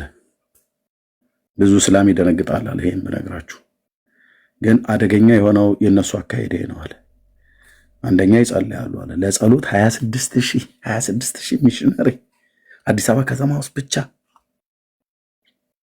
በኢትዮጵያ ምናምን ነገር ወደ 1.2 ሚሊዮን ነው ምናምን ነገር አዘጋጅተዋል አለ። ራሱ እዛ ቁጭ ብሎ ነው የሰማው። ችግር የለም ስሙ ኑ፣ ችግር የለም ምንም። እኛ በውስጥ ብለን ሚስጥር ብለን መንግስት እንዳይሰማብን እንትና እንዳይሰሙ ብለን ምን ሾካሾከው የለም። ናና አጣራ ጴንጤ ጋር ስታጣራ ብትል የምታገኘው ከዛ ሰዎችን መቅረብ ማለት ፍቅር ማለት ነው።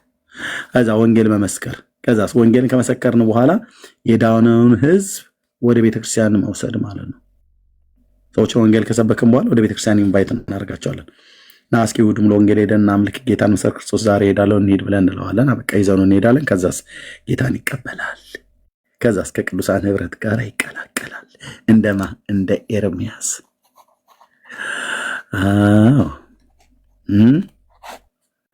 ከዛስ አንበሳው የይሁዳው አንበሳ እግዚአብሔር ልጅ ኢየሱስ በፍቅሩ ማርኮ ያስቀረዋል።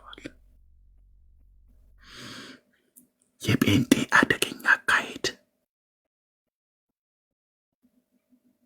ምን ይሻላል? እና ጀማው ብነግራችሁ ልባችሁ ስለሚርድ ሁሉን ነገር አላወራም አለ እስላም ሰውዬ። አይ ቲንክ አውሮፓና አሜሪካ ሀገር ያለ መስሎኛል። ባለፈው ቪዲዮን ሳሳየው ሰምታችሁ ከሆነ 26000 ጎማ የሚያቃጠል ትውልድ አይደለም ያለው። 26000 ህዝብ ዳውን ወያኔ ዳውን እንትና አብይ ምናምን ነገር ብሎ የሚል አይደለም ያለው። ኦኬ 26000 ሚሽነሪ ደስ አይልም?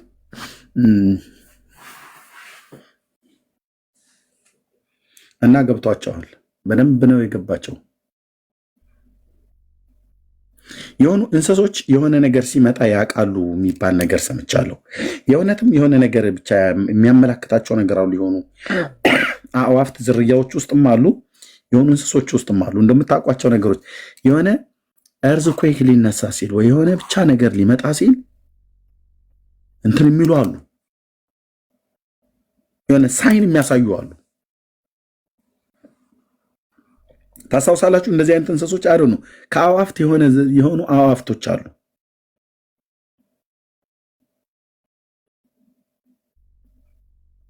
እና አሁን የኦርቶዶክስ ጳጳሳት እነ ብፁዕ አቡነ ኤርሚያስ እና እነ ብፁዕ አቡነ ማርቆስ ገብቷቸዋል።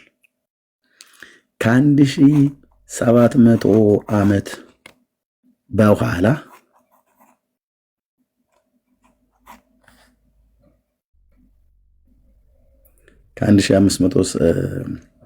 ከ1500 ዓመት በኋላ ህዝባችንን ክርስቲያን እናድርገው፣ ክርስቲያን እንዲሆን ሰንበት ትምህርት ቤት ይግባ። ሰንበት ትምህርት ቤት ስም አይገባው። ያልገባውስ ይሄ እስካሁንስ ያለው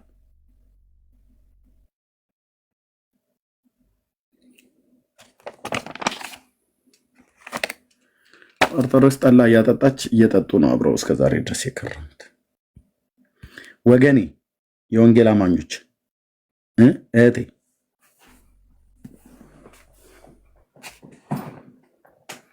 ጉልበትን ከመሬት ጋር ማገናኘት ነው የኛ አቅም።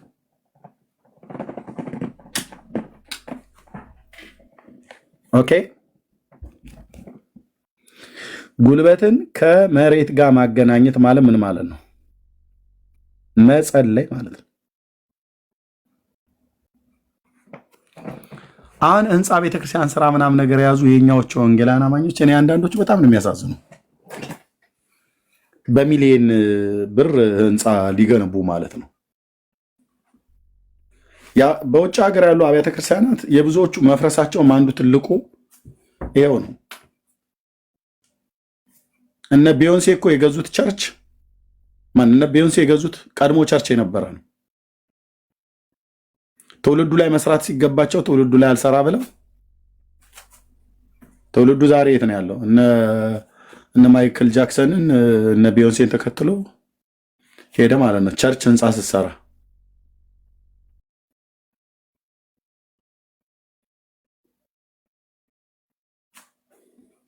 ጉልበትን ከመሬት ጋር ማገናኘት። እህቴ ሰምተሽኛል? የኛ ጉልበታችን እሱ ነው።